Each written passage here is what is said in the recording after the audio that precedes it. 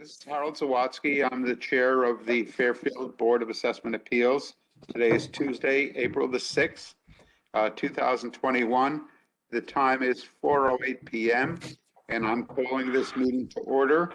This meeting is for deliberation and voting upon appeals properly brought before the board. Prue is taking our minutes today.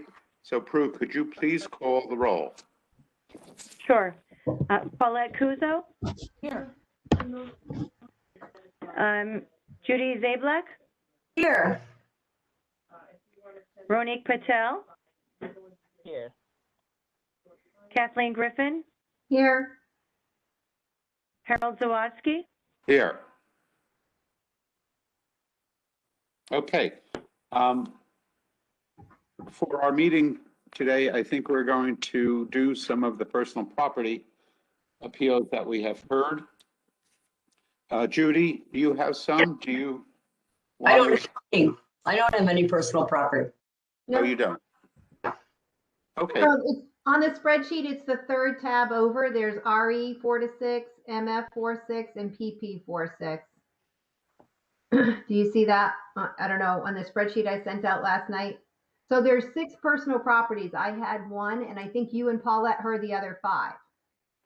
Yes, Okay. I have those. Okay, So let's see if we can get them all done in an hour. absolutely. Well, the first interrupt, one's, but there's like a clicking or a TikTok noise in the background on someone's line, like close to their phone or whatever. It's like super annoying, but I'm going to mute I don't mine, see know. if it's me. I hear phone ring. No, you know what? I'll mute myself too because I'm in the office right now and there's still people. All right. So I'll speak Here. with the ones that I have of personal property. The first one is appeal number 49.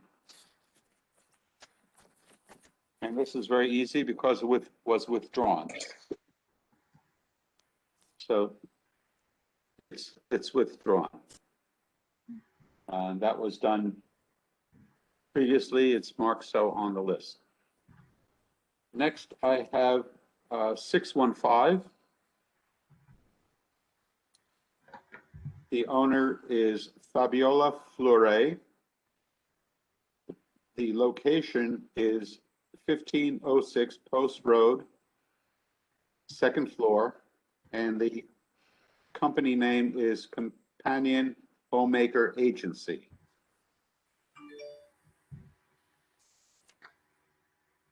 Now, What was the Fabiola, number again, please? 615. Okay, thank you. Now, she registered the company name and I believe she did not, or at least I don't have a personal property declaration, but the town has her valued at $25,000 and she has submitted documents that show that the only equipment that she has is worth about $1,500. Now, the space that she uses as an address is really just a shared office space, and she pays for the use of that space as she goes. Now, Paulette, you heard this appeal with me, so you can chime in. But I'm making a motion to grant the appellant's opinion of fair market value, $1,500. Do I have a second? I'll second it. Judy seconds it. She began this as a companion business, but with COVID, she really didn't do any business at all. Since registering the name 11 months before, she hasn't been able to add any clients.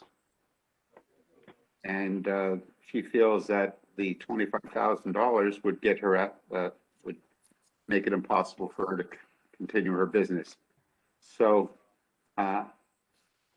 looking at the documents that she provided, she has a laptop, she has a cell phone, and she's claiming $1,500. I feel that granting the $1,500 would make sense, and I did suggest to her that she speak with the appraiser's office and get further instructions as to what form she needs to fill out or how she wants to proceed with the registration of her business. I don't know if she's done anything about that. I didn't see any updates, but my feeling is that to penalize her $25,000 would be very detrimental to her situation. Any comments? Yes, Ross? You're muted. Yeah, this is Ross. Did she file a declaration with you? Not that I see in the file. Yeah, I believe they're supposed to file a declaration or required to file a declaration with you. I understand. This is a young African immigrant lady who I just didn't know the ropes, and she just started this business to try to make a living, and that's why I directed her to speak to the office to get the proper information as to what she needs to do if she wishes to continue her business. But she has an assessment here of $25,000. I have a question. Yeah, can you give me 1 sec? Yes, yes, Paulette. Well, I was for Ross, so I'll wait till he's ready. Yeah. This is Kathleen. Ronique, do you still hear the clicking? It might be me. Yeah, I'm gonna I try to don't think mute it's you, myself 'cause and comment on my cell phone. I think it's me. I don't think it's you. You don't? Because when you muted yourself, it's clicking. Yeah, but I have two microphones on, and whenever that happens, sometimes that's the problem, and I don't know why I end up with two microphones going. Oh, okay. I don't know how to. So is Ross ready for a question or no? I think Ross was looking up something. Oh, okay. Let me turn my speaker down.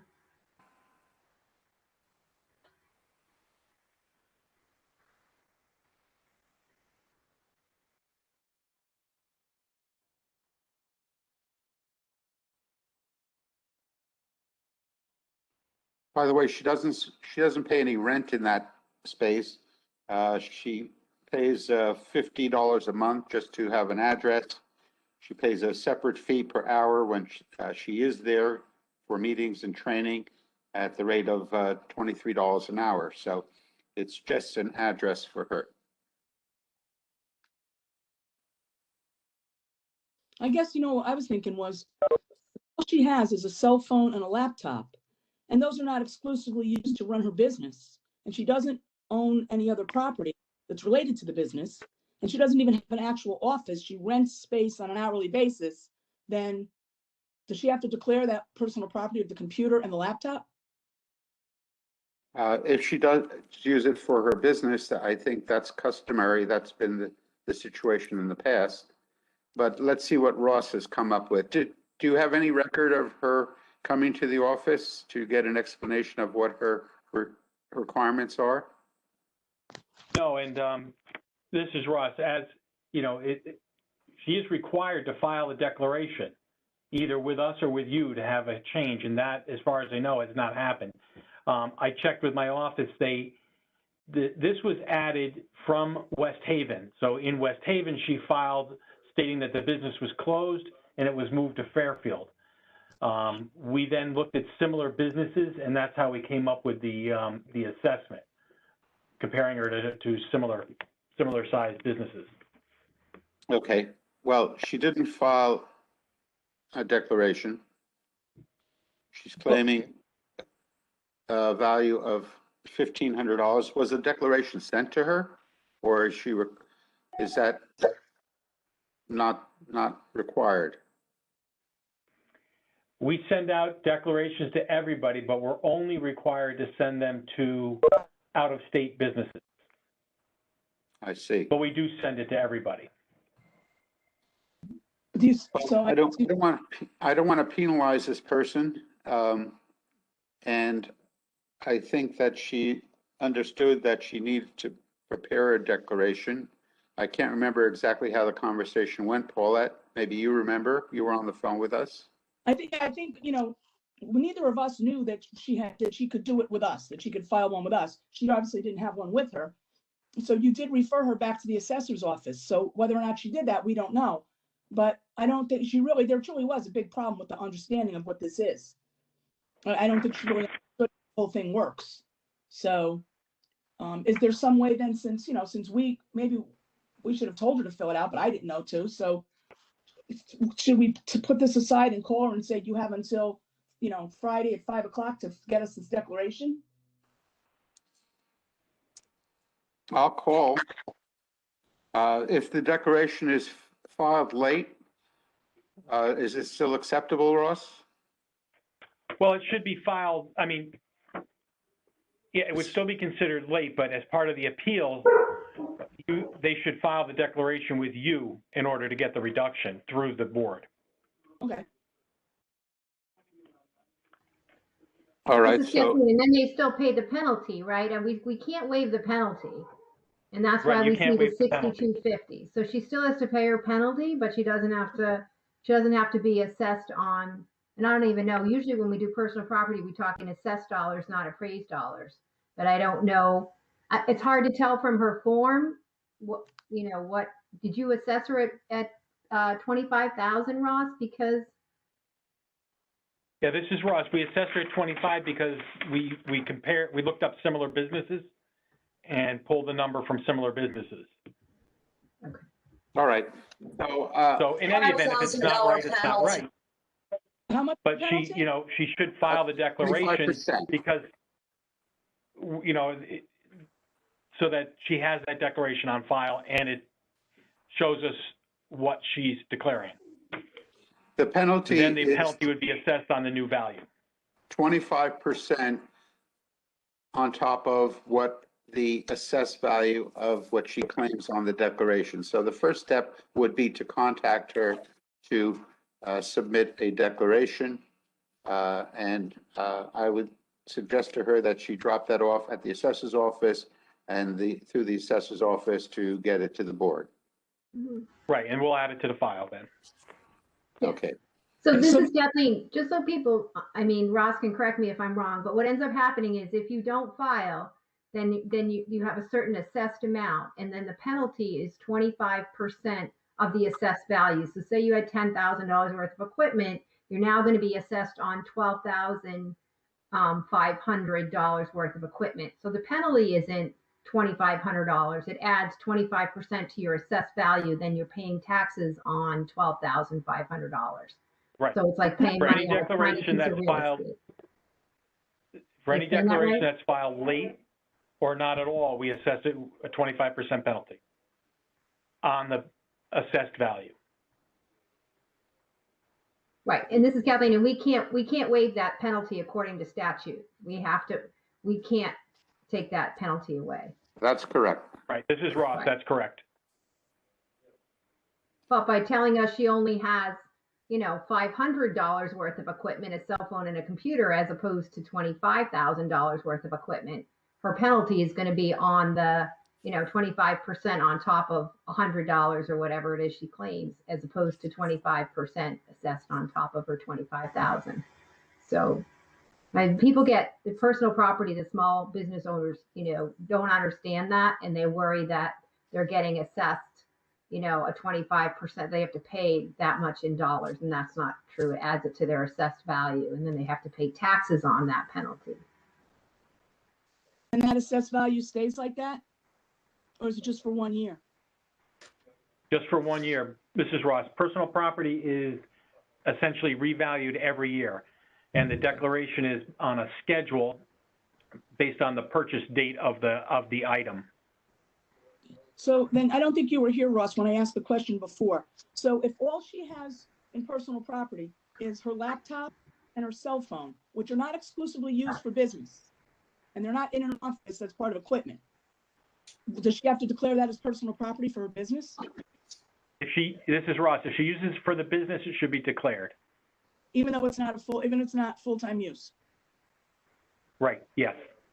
The whole value, I mean, if she used it for business 30% of the time, does she get to claim 30% of the cost of that? Because it's 30% of the time. Just for a thought, an example. Ross? No, it's the full amount.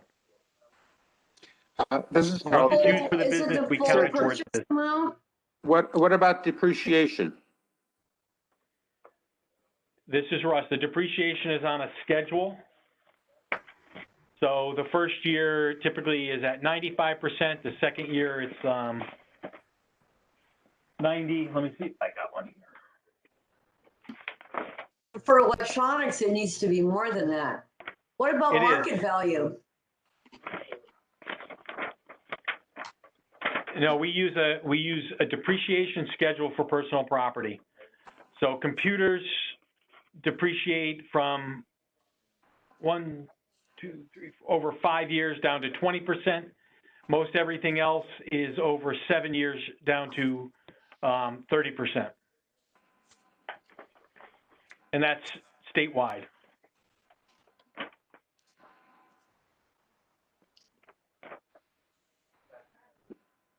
Okay, well, I will contact her and see if I can get her to bring in a declaration by Friday at the latest. So I will take no action on this appeal. Okay, yes, Paulette. Nope, I'm good. Okay. All right, the next one I have is 243. Paulette, maybe you want to run with this one? Or is it Since you heard this as well. 243? You have access to the numbers? I'm trying to, yep, I have access to the list here, just a second. Yes, thank you. Yeah, 243. Publishing. Oh, yeah, this is the guy, okay.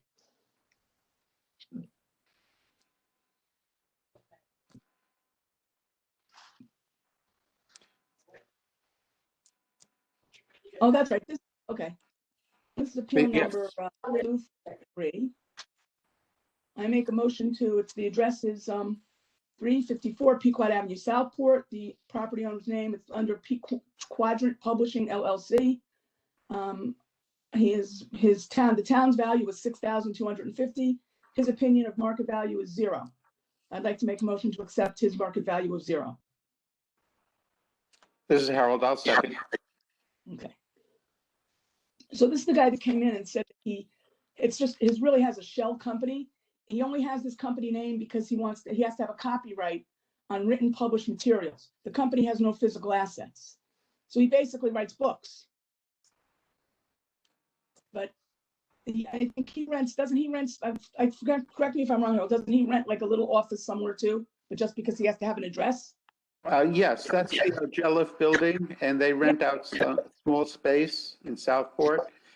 And as he explained it to me, he needs to have an address for copyright reasons. It's a Shell LLC for copywriting and also to protect, for protection, I guess, of the copyright. And he started that in February or March of 2020. He did file.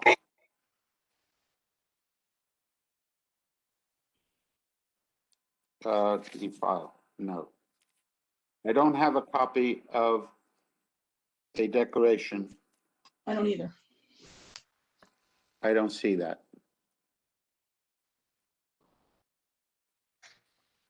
So again, this is a similar case as the last one. He didn't file, probably didn't understand that he had to file. And so now he needs to file something if we're going to consider his appeal. Is that right? I suppose so, given the history of what we heard. So I think that we'll need to set this aside as well and ask him to fill out a declaration, which if there's no assets, it's 0.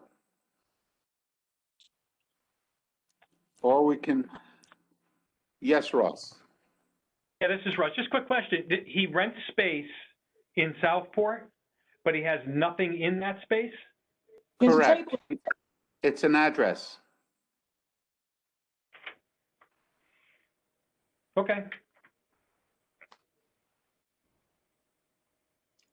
Harold, I think you said there was only a table in there and it's not his table.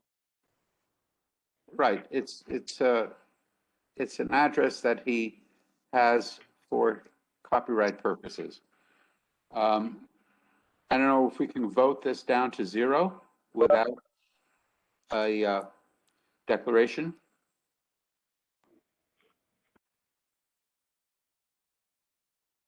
I could, but I don't know if that's acceptable because he says he has nothing, which I believe. Got a paper and pencil, so I don't know. Is that something that we can do? Does anyone know? Kathleen?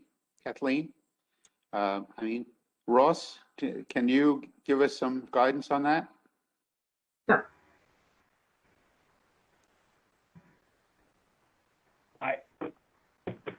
I don't know. I mean, if you asked me, I would say have them filed. We ask people to file blank declarations. We ask them if you're going to file something blank, just explain it to us so that we understand why it's blank, and then we can mark it appropriately for the following year. So anyone that registers a trade name with the town of Fairfield, with the municipality of Fairfield, is required to file a declaration, even though there's no assets. Is that correct? Yeah, this is Russ. At least the first year, so we understand what it is and why you may not be filing. In the case of this one, we picked this up during a physical inspection. So we found this while we were in the field. Okay. So I will set this one aside as well. We'll take no action. I will call to instruct the appellant to file a declaration. I have a question. Ross, how did you find this in the field if the guy doesn't have anything? Except an address. How did you find that? It must have been labeled on the building. We look at the building, who's in the building, the signboard. Yes, this is Harold. I And it have must have seen been the listed name on the sign. This is Harold. I have seen the name on the building. Yes. Quadrant Publishing. Okay, you know what? Just as an aside, whether I don't know whether anybody else knows this, but there are many. There are little office spaces where number one, you can just rent. So you can have an address. You can, instead of having a PO box, you actually have to have an address. So there's nothing there. Or sometimes, like the other gal, you could actually rent a space inside a building, or just rent a little spot in case you ever need it, but still have the address. And then you can up that game just a little bit. You can actually rent an office with some furniture in it that you don't own. And they have all different variations of that. So from the address itself, having a nameplate means nothing, it's dirt cheap, to a partial office, or anytime you need it where you reserve it, and then one where you have in office where you have your own space that you could still rent. So This is Harold. That's true. I mean, I have the experience of renting office space when I was working, but there's no way for the assessor's office to know what goes on behind that nameplate. okay. It's Ross. This is Ross. In the case of that, like a hoteling situation, the person that's renting the space would be the one that owns the equipment that's there, that's being shared or rented out, and they would be responsible to declare it. So wait a minute, if you have 20 people that rent this one particular space, those 20 people have to pay full value on whatever is there for everybody to use? Is that what you just said? The person that is renting the space and that owns the desk and whatever other equipment happens to be provided would be the one that would declare it and pay the taxes on it. Well, they own the desk, that's different, but a lot of these places, and the majority of them, you don't own the furniture. Yeah, Yeah. this is Ross. I'm not saying that the person renting it owns it, but somebody owns it and somebody is the rentor. So the rentor would be the one paying the tax on it, The lessor. The landlord, yeah. the landlord. This is Harold. I was renting, or the company that I worked for rented office space for me at one point, and they provided the copier, they provided the computer, they provided the telephone service and so on. And they were the ones who were responsible for paying the property taxes on that. Not me, because I was an employee. I didn't purchase it myself. If I was an independent contractor and I purchased that equipment for my use, then I would assume that I would have to declare that. Okay. So This is Kathleen. Are all of them going to be? I have one, and I'm pretty sure he filed. He just wanted us to waive the penalty. But Harold, do you have some that actually did file and just want a reduction because they filed late? Or are they all the same where they didn't file? Or maybe Ross knows. I mean, usually most years we have a lot more than this. This year we only have 6. well, I have another one that has no declaration as well. So we'll just deny that. I mean, this is a situation, maybe it's a little bit different. If you recall, Paulette, this young lady rents a chair in a salon. Yep. And she has a business with the name Hair by Samantha. And she rents us a chair in this place called Salon V. And she was curious to know how the town came up with the town value of $3,560. But again, I don't see a declaration here, so I guess it's the same situation. I will not bring this to the floor, and I'll call them. Right. This is Kathleen Ross. She's got a lower value. She's not a 6250. So she filed in the past. Her dollar amount's lower. Right. Usually we see 6250. No, this is Ross. New. We're trying to do a little better job with these non-filers this year. Let me check and see if she did file in the past. I'm guessing was not. Appeal number 66. Yep, I got it here. Scissors, $3,500. It says 2,800 here. Oh, 2,800, whatever. I'm not looking at it. Was Appeal 66? Yeah, I mean, she doesn't own any of this stuff. She rents the chair. Yeah, this is Ross. No, she did not file in the past. We picked up from a trade name filing. Okay. So so that's another one. We'll just take, we won't even bring it before. You'll follow up with her and get her to file.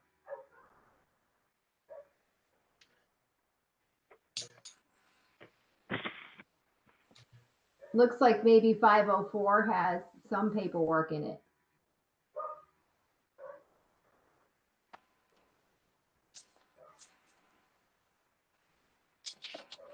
Note to self, don't go looking for a trade name anywhere.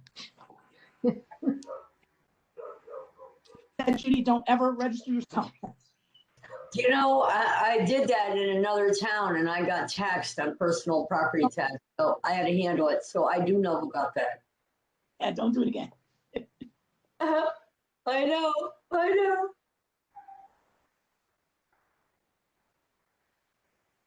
Okay, so this is another one that will take no action. I will call her to file a declaration. Is that required in this instance, Ross? It should be required in all, yes. Okay. Yeah, Kathleen, that's been our past practice ever since I've been on the board. That's what we've always done. We've said, we can't waive your penalty, but instead of you getting this high dollar amount, you just need to fill out, say you have nothing, or $100 or whatever it is in your business. And then we can, we can bring you down, way down to the 100 as opposed to the, whatever the town has them at. All right. I'm sorry that was so unproductive. Do you want to do yours, Kathleen? But this, Harold, this is Kathleen. I think you do have one that did file late. It looks like the, Osmond, is that, let me go back to the spreadsheet, number 7. Where Appeal did I see it? 504. 504, looks like they filed late. They did not appear.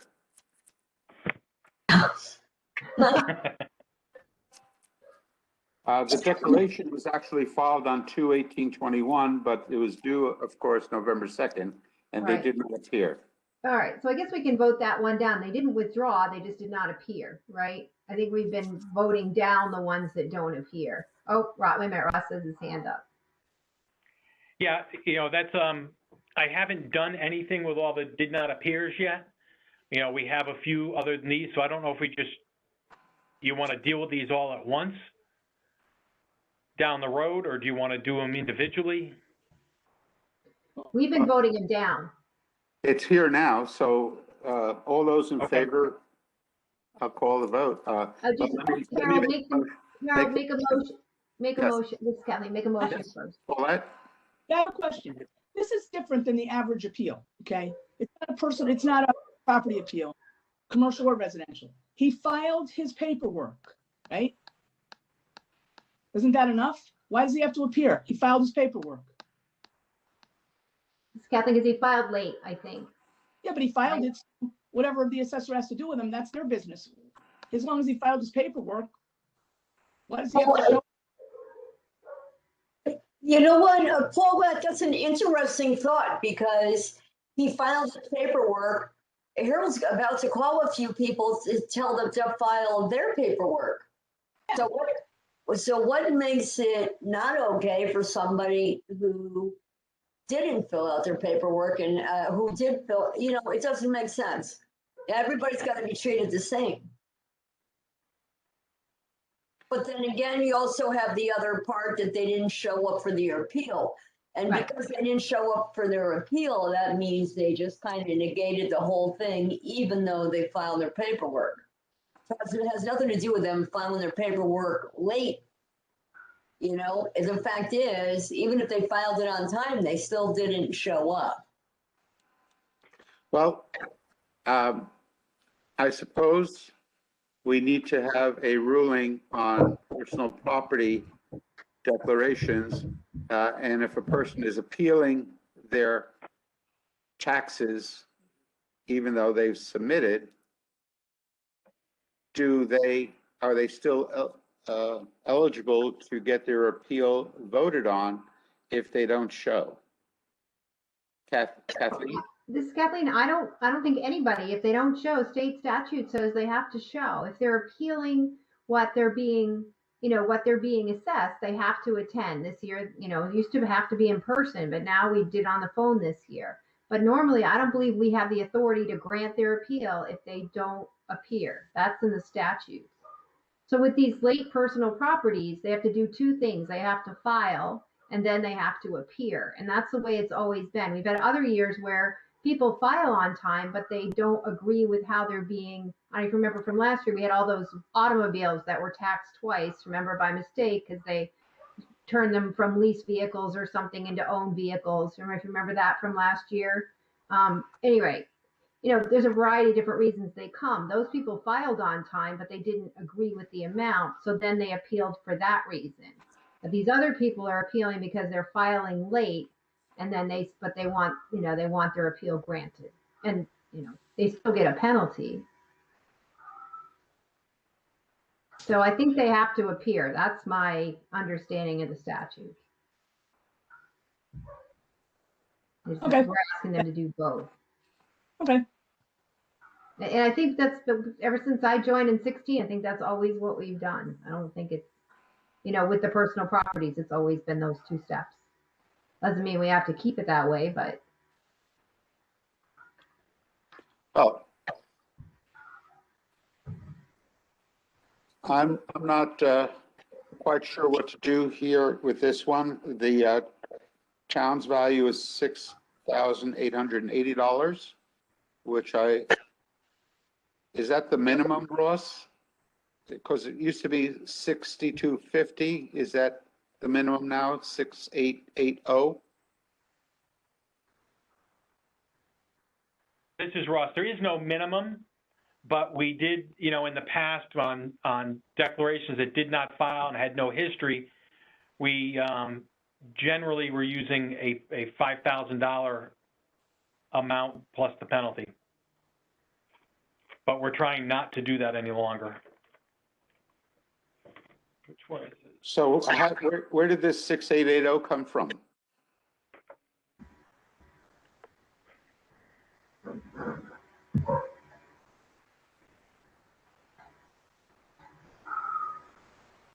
Which one is this again, Harold? This is 504?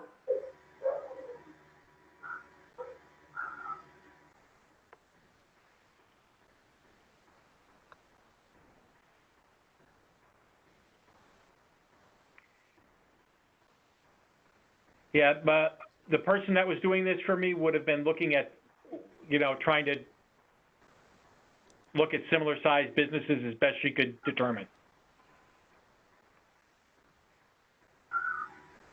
I don't have specifics. Who does them? Is it somebody from the assessor's office?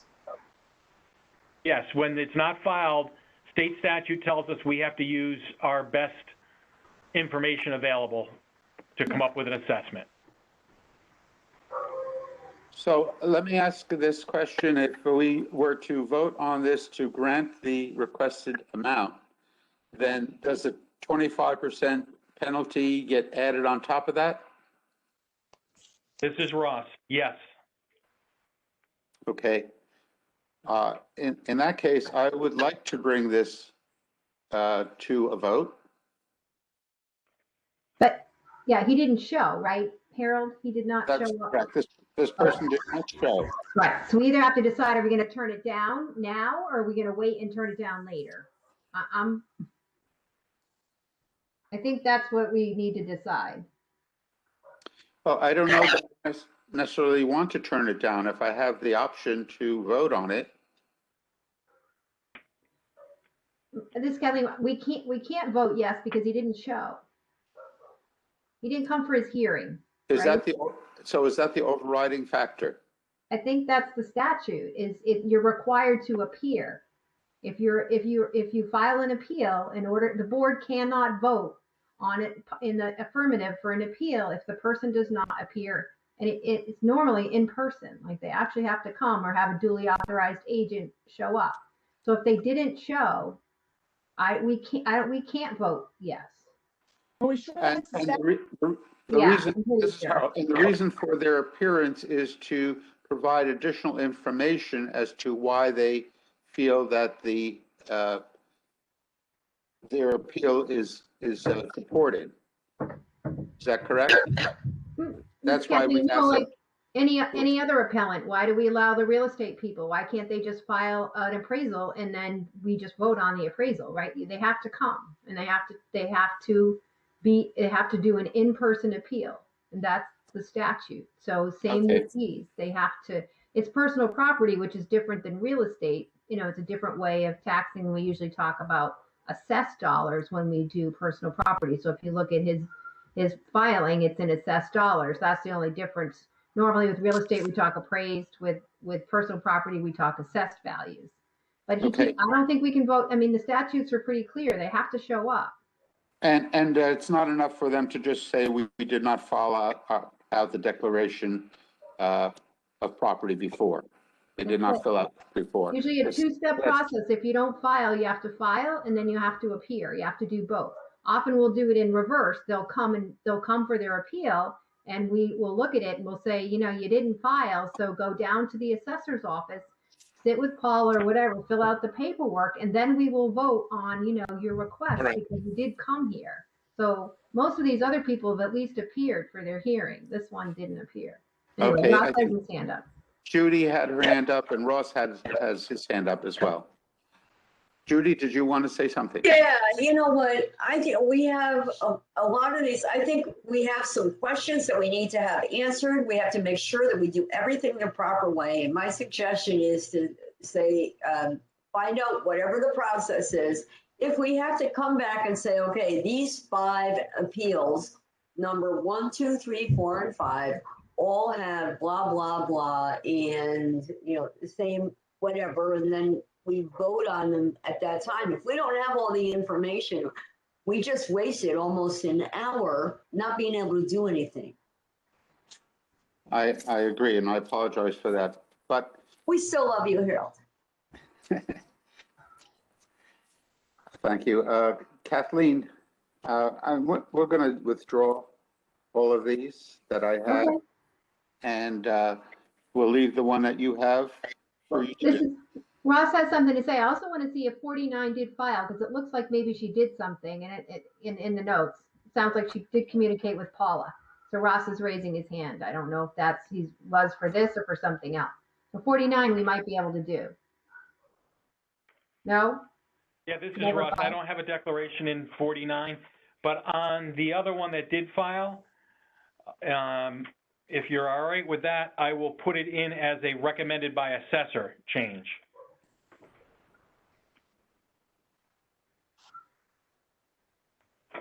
So that takes it off our plate? It will, for the moment.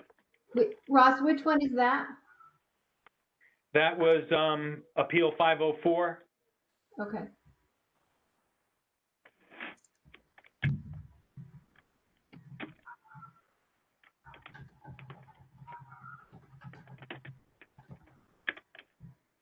I'm just concerned about making sure we treat everyone exactly the same. Mhm. And we don't give anyone preferential treatment at all. So, Kathy, I agree. So Ross, 49 said she communicated with Paula, but that was not enough, right? Her email says, "Hi, hello, Paula. This is October 23rd, 2020. I'm forwarding you my 2019 tax return. Hope you enjoy the weekend." Okay, so that's an old email.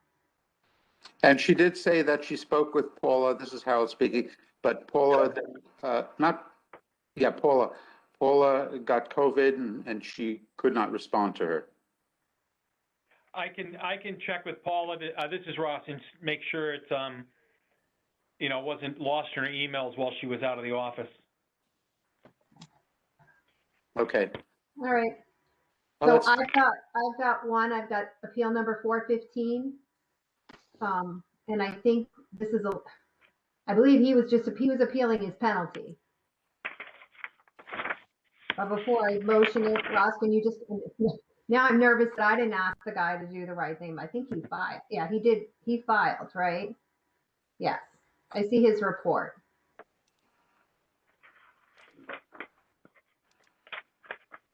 Yeah, this is Ross. One sec. Let me just check and make sure. Can I also interrupt for just a moment? I'm so sorry. This is Prue.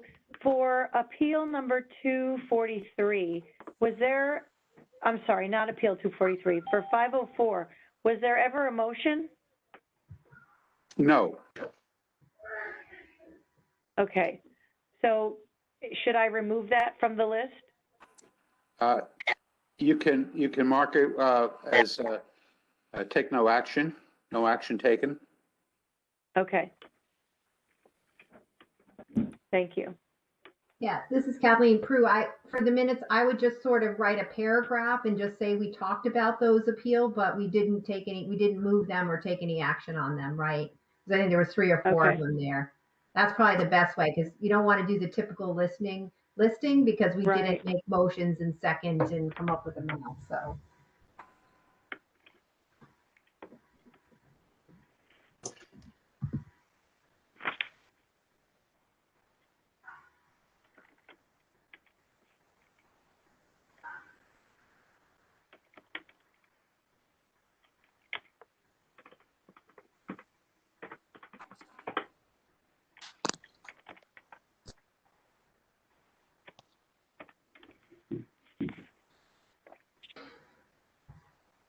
This is Ross. Appeal 415, which is Bright Beginnings. They did file So we did use their declaration when we determined their assessment. This is Kathleen, but he has a penalty on it, right? Yes, they filed late. Right, and so whatever the amount of that penalty is, that's what he was appealing. So if that's he wanted to go to 159,250. So was his penalty like 11,000? That I'm not sure why his ask amount was 159,250. Right, because the 170,630, is that assessed or appraised dollars for him? Yeah, this is Russ. That's his assessed value with the penalty. Right. Is his penalty really $30,000? It's supposed to be 25% on the other, but here's the thing. It happened during COVID, Yeah. and he thought it was extended. And this happened during COVID. Really. Seriously. And he was only a couple of days late. I would absolutely grant this. I would have no problem granting this at all. Yeah, this statute, this is Kathleen, statute doesn't allow us to waive the penalties. It's pretty clear in the statute. We can't waive the penalties. We can reduce their assessment, the gross assessment, and then their penalty goes down because their gross assessment goes down. He wasn't arguing his gross assessment. He didn't want to pay the penalty. He thought he owed $34,000. He doesn't. He owes taxes on $34,000.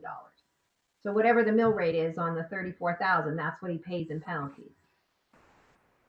So who came up with the 159,250, and how did they arrive at that?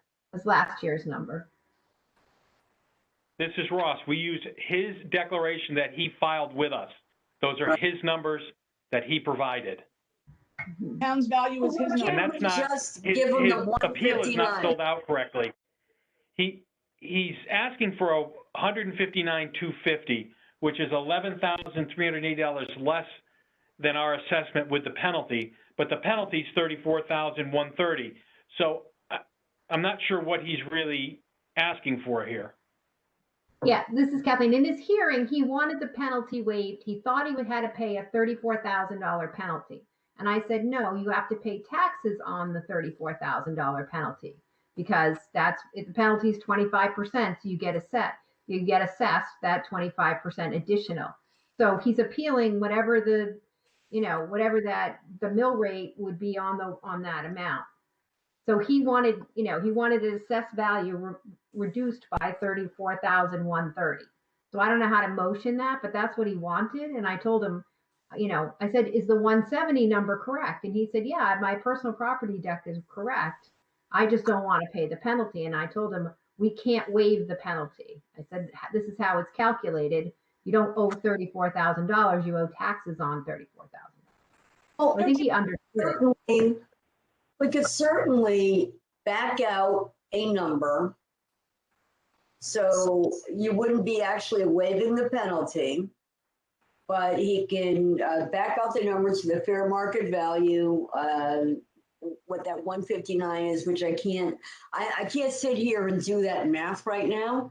But if the town value of 176.30 includes that $34,000 penalty, right? And you back that out, then you have to take that and just net it out to the new fair market value.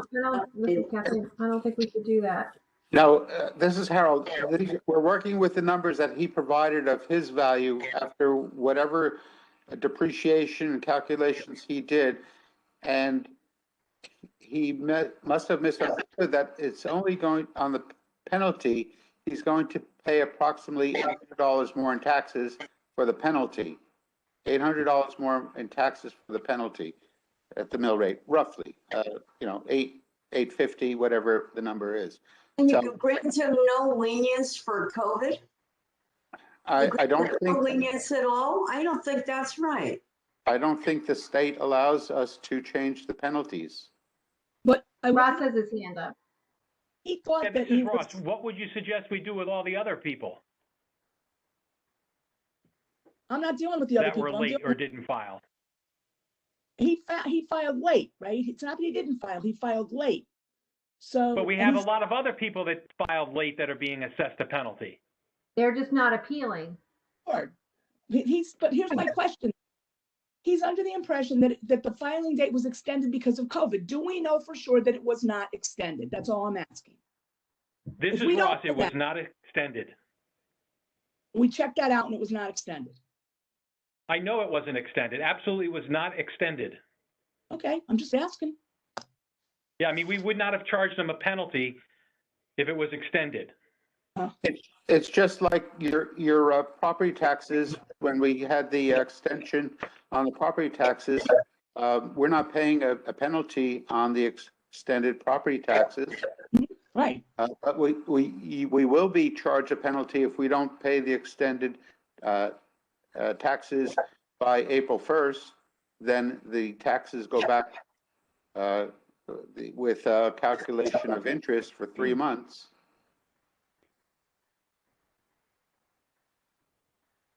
Ross has his This hand is up. Ross. We also did not receive, we received about the same number of late and non-filings this year as we did last year. So we did not see a substantial increase this year. And this is how, I don't know how COVID affects this because it's a mail-in process. You can mail in your declaration. And this is Ross, or file online. Yeah.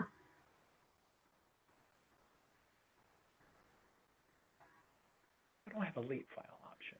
Now, this is Kathleen. I mean, this is Bright Horizons Daycare. You know, I mean, he's had this business going for a while. So, you know, like I said, people have come in before and they wanted that. They often will appeal paying taxes on their penalty. And we have to tell them, you know, sorry, statute doesn't allow us to waive the penalty. We don't have the authority to do that.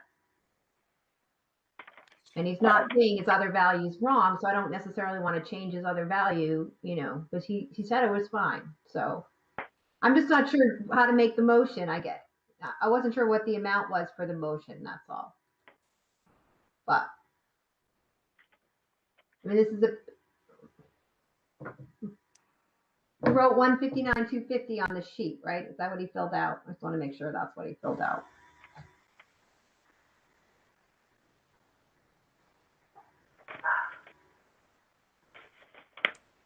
I don't know how I don't know where he came up with the 159,250. That's what I don't understand, but all right.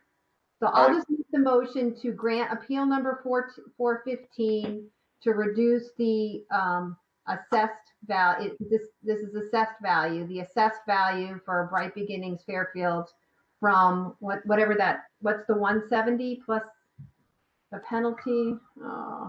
170,630. No, but then you have to add the penalty to that, right? I believe Ross said that included the penalty.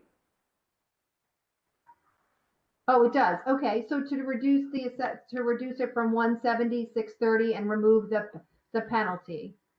I guess that's the best way to word it. I don't know what the amount of the penalty is. The 34,100 by 34,100 to remove the penalty. 34,130 is the penalty. Right. So subtract 34,130 from the 170,630. That sound right? We've done so many of these before. It's 130. It becomes 136,500. Okay, to reduce the assessed value to 136,500. That's the motion. Sorry, from 170,630 to 136,500, and prove that's assessed. There's a little drop-down box on the minute sheet. It says appraised or assessed. All the real estate is appraised, but for the personal properties, we use assessed. Okay, so I don't have to say it's amended because he's asking 159,250, or is that different? Yeah, we'll change it to 136,500 because he was pretty clear I think he copied the 159,250 from last year's assessment, but that's not what he said in his hearing. He wanted the penalty gone. Yeah, that's from his statement. Okay. So you should have subtracted the 34,130. This is Harold, but just to be clear, if we grant the requested the amount of 136,500, then the penalty gets added on top of that. Is that correct? No, we just have to vote no. because we can't. We Okay. can't vote yes, right? Because statute doesn't allow us to vote yes. Okay. It's just like if they don't show up, right? We can't vote yes on their appeal because statute doesn't allow us to vote yes. I have a comment. I'm just, you know, do you see what this guy does for a living? The daycare center. What do you think he's done in the last year and a half? How do you think his business has? Are we pro-business here or anti-business? I mean, why can't we help him? Why can't we reduce it to the point where if we got the 25% assessment, he's still at the 159, 250, which is what he was last year? Why can't we do that? And that way you basically don't put the assessment, the 25% assessment in the number. We're actually calculating it so it comes out to the 159, 250. Why can't we do that and help the guy out? He's had no business for the last year. This is Harold. We have a lot of commercial properties coming up where people are looking to reduce because they've lost rental income. Square footage rental income has been reduced because of unoccupied space. I mean, and they claim it, whether it's a restaurant, whether it's any other kind of business, hotels, motels, they're going to claim that they've lost money due to COVID. I think we can't take 1 year's activity into consideration across the board because that will affect so many other businesses. But if it's right, it's right. They did lose money. So if it affects 1,000 businesses, it affects 1,000 businesses. The ones who come before us are the ones we're dealing with. It's Kevin, too late he for- may have got a break on his rent. I don't know if his landlord gave him a break. His landlord might be appealing too. We don't know, right? He probably rents space. Ross had his hand up. I'm concerned that you don't really have the statutory authority to do what you're trying to do. And even circumventing it by reducing the assessment is, that's not in the spirit of the statute. All right, there's a motion on the table. I don't know if there's a second. I'll There's no second. Harold seconds. So all those in favor of granting this appeal, please raise your hand. I grant it. All those opposed? Oh, I have 3 opposed.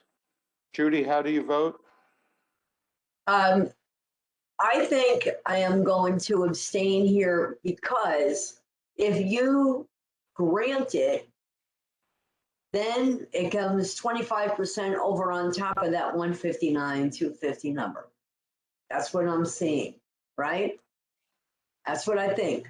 So 159, you can add 25%, 34, and then it becomes 160. It comes more than what the town's value is. I think this is all messed up.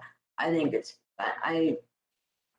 I'm not liking how this looks at all, and I'm you know what? I'm just going to abstain. I can't vote for or against it because I think either one is bad.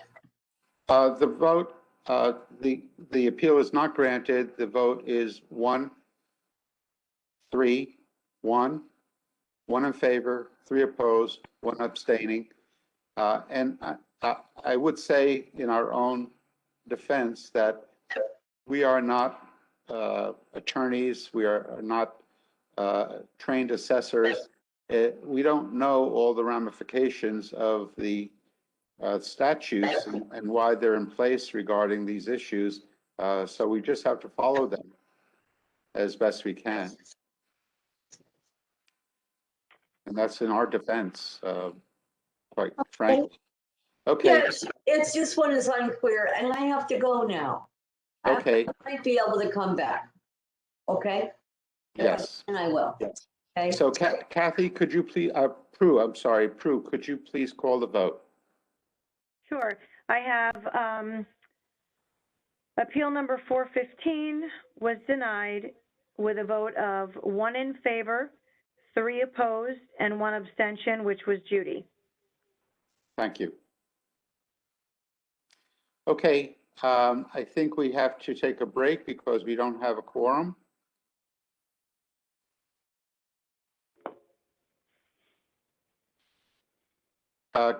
Kathleen, do you know when others will be joining us? This is Kathleen. Yeah, John and Alexis were scheduled to start at 6, and Peter at 6:30. So I wasn't planning on Judy coming back, and we don't need more than 5. So it was between you and Ronique. If one of you, once Peter shows at 5:30, want to leave. I was going to leave around 6 or 6:30. My kids are here and they want me to make dinner. Okay, so we don't have people until 6. I don't think that Judy's coming back. I didn't. This is Kathleen. I don't know that she's coming back before 6. No, and I tried Catherine, but she's not available till 6:30, so that doesn't help for the next 50 minutes. So sorry about that. Thought this would be a little more productive and we'd get these out of the way, but guess not. We got one done. Okay, we will adjourn. Ross, did you have your hand up for something? Yeah, just a comment in general. There's a lot of times when people say, you should run the town like a business, but it's not a business, it's the government. And you're subjected to a lot more statutory requirements that you just can't do the right thing or make a business decision. I was a tax collector, and, when the elderly lady shows up on the day after it was due and you have to charge her a late fee, it's really hard and it's not fun, it's not enjoyable. But the statutes are clear and I have to treat her the same as I would treat any large business or anyone else. They all have to be treated exactly the same. And that's how you make things fair, is when everyone is subjected to the same rules. All right. We'll adjourn now at 5:11 and reassemble for our meeting at 6 p.m. Okay. Thank you. Drew? Good, thank you. Good. Yeah, I'm going to pause the recording. Yeah, and I'm going to drop off at some point, but maybe when Alexis joins, but not if you guys haven't had dinner breaks or whatever you want to do. So. Okay, we are recording. This is Harold Zawatsky. Today is Tuesday, the 6th of April, and it is 6:02 p.m. and our meeting is resuming. Joining our meeting are John Spolier and Ronique Patel, and we also have Kathleen Griffith and Paulette Crozo. So, which list should we be working from? Well, so I have one left in Lake Hills that I'm kind of ready to do. I wasn't ready, but since we had an hour break, now I was almost ready, but now I am ready. So I can do that one if you want. And then we were just kind of trying to concentrate on either cleanups or universities. So, I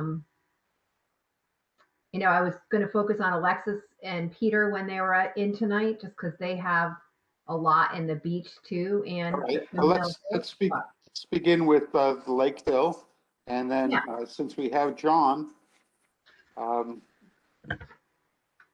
we'll have John give it a crack, and then we'll go back to Ronique for university. Yeah, until Alexis shows up or Peter. If we can be that efficient, that'd be great. If we get like 6 done in a half an hour, but so if you want me to start, yes, I would. This is appeal. Yeah, it's appeal number 78. The property address is 119 Hollydale Road. The owners of the property are Max and Kara Clegg. The town has the property valued at $894,000, and they're requesting a reduction, and it is an uneven number, so I'll round it off to $799,900. a motion. And I'll make a motion to grant this appeal and reduce the town's appraised value to $799,900. This is Veronique. This- I'll second that. Ronnie, Sorry, Harold. seconds. So this property is in the Lake Hills area of Fairfield, where we've had some appeals, but not a ton this year. It is a 3,600 square foot home built in 1966. It's a colonial, 4 or 5 bedrooms, and it's on about 1.1 acres of land. And Mr. Clegg came in and represented he and his wife. There is a card correction first that I want to make. It's for a very slight amount of money, but I'd rather do the card correction first. The assessor's office went out and measured, where did I write it down here? Measured their sunroom or bay room, and it took the property down from 894 to 892,500. So I'll motion to, actually I should have done that first, sorry. Prue, can I back up, or I'll table this motion. I'll go back and make a motion to reduce the appraised value from 894,000 to 892,500 to correct the measurements in the bay room. Okay, I'm sorry, can you repeat the appraised value that you just fixed? Sure, from 894,000 to 892,500. Thank you.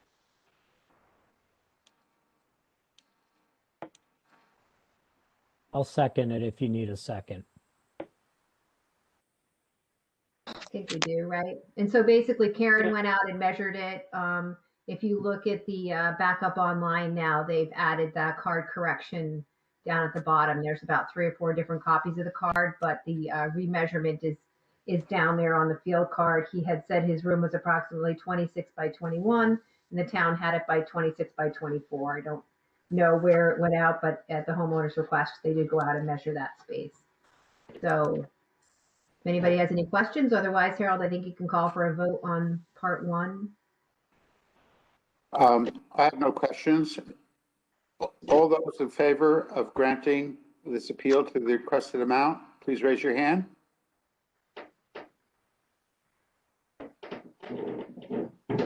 I have 1, 2, 3, 4 in favor. Opposed?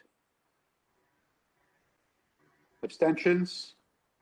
I have 1 abstention. Harold's abstaining. I didn't really have sufficient time to review all the materials. The motion is carried. The vote is 4-0-1. And that's just for the card correction. So then I'll go back to the motion that I had tabled before. I don't know if I need a motion to take it off the table, or maybe I should have just withdrawn.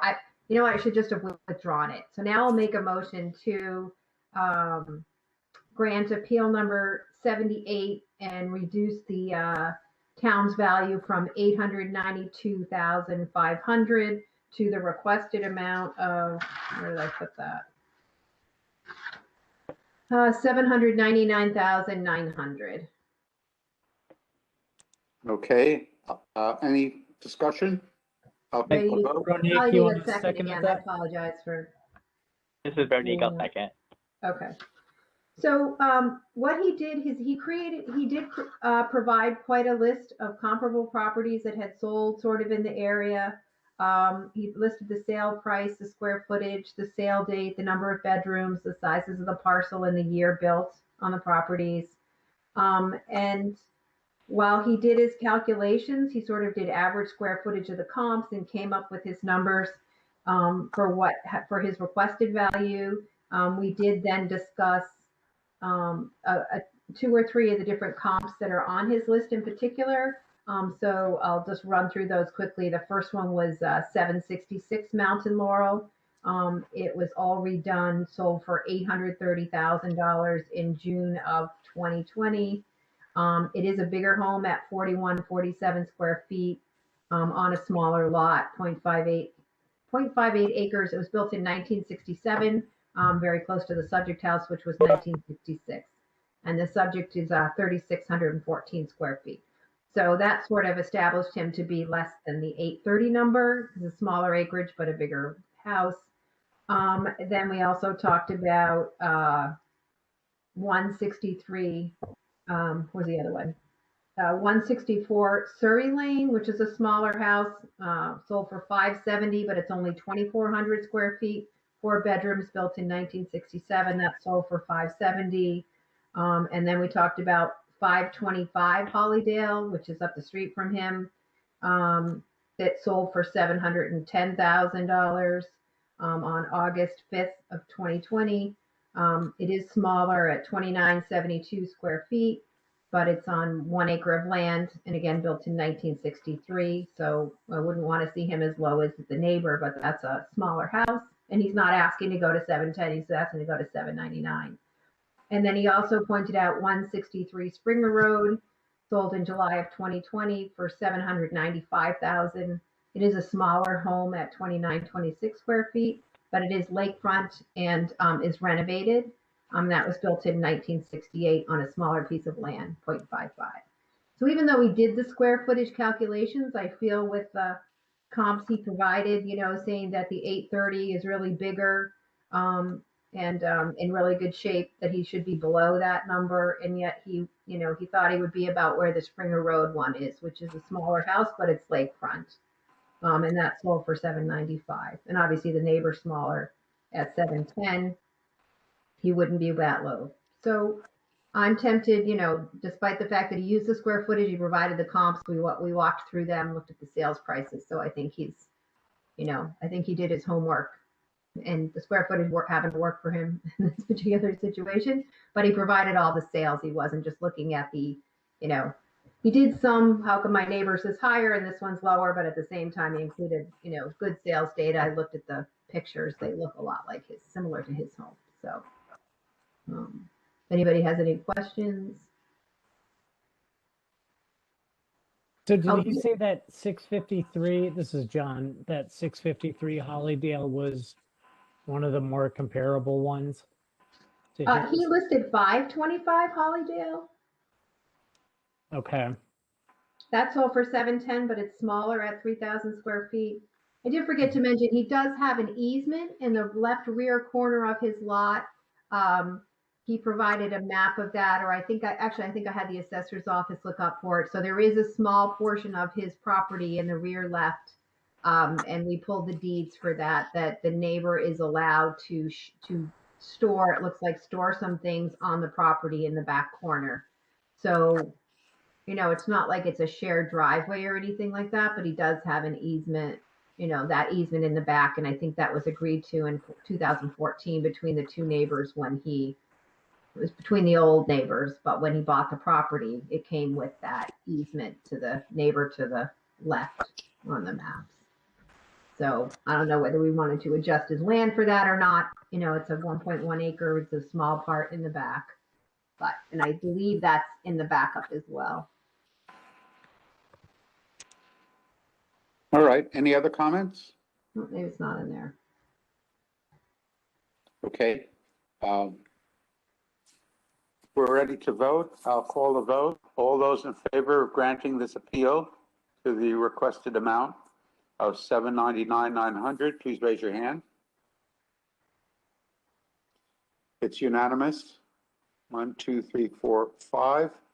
5 in favor. Opposed? None opposed. And so it is unanimous, 5-0-0. And Alexis, I believe you joined us. Are you there? I did. Hi. Hi. Okay. Prue, could you please call the vote? Sure. I have appeal number 78 was granted with a vote of 5 in favor, 0 opposed, and 0 abstentions. So it's unanimous. Thank you. Oh, in the amount of $799,900. Correct. Thank you. Kathleen, do you have another that you'd like to do, or should we hand it That was over? the only one that had, I do want to mention to Ross, I forgot, that one had a depreciation code of 6 on it, and the house was valued pretty high. So I don't know why he has a 6. Most of the others had 4s. So he was grade 5, but depreciation 6. So, you know, in looking at why he was that higher than most of those other ones, I saw the house great, you know, valued and particularly high. So, that's kind of the only one, that in the personal property, that I had prepared. I was gonna maybe leave you guys if you're good, or if you need me to stay for a bit. I don't know if anybody needs a break or. No, I will request a break at maybe 7:15, an hour from now. So if you'd like to go, we will have a quorum of members, so we can proceed. Okay, sounds good. And yeah, between you and Ronique, you know, you're both on.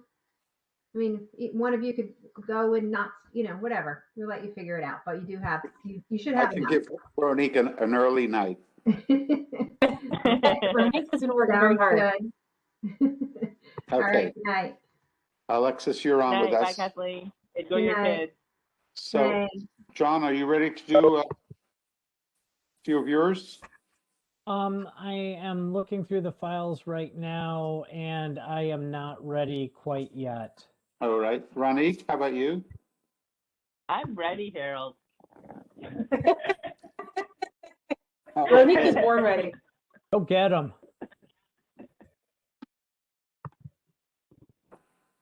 Let's see, so Oh, I you're don't going to tackle university. Yeah. You have a few left. So, yeah, I do. Maybe we'll get through them. We'll see. Not a big deal if we don't. So this is for appeal number 296 to start. Let me change this on my end. So appeal 296 for 1211 Stilton Road for Anne Marie and Steen Petrie. The requested value is actually $850,000, and the town value is at $946,100. And I'm motioning to approve the appellant's requested value of $850,000. I'll second it. Great, thank you so much. So I'm just pulling this up right now on my end.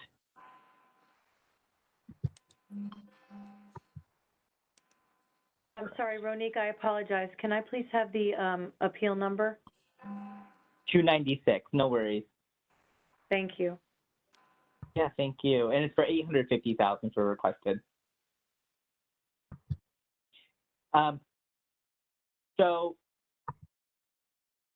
Hold on, let me just pull this.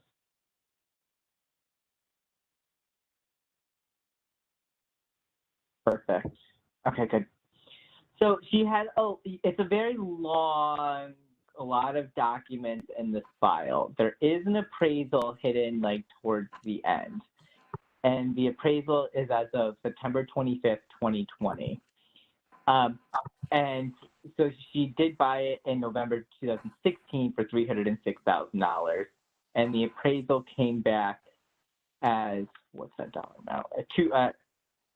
$920,000.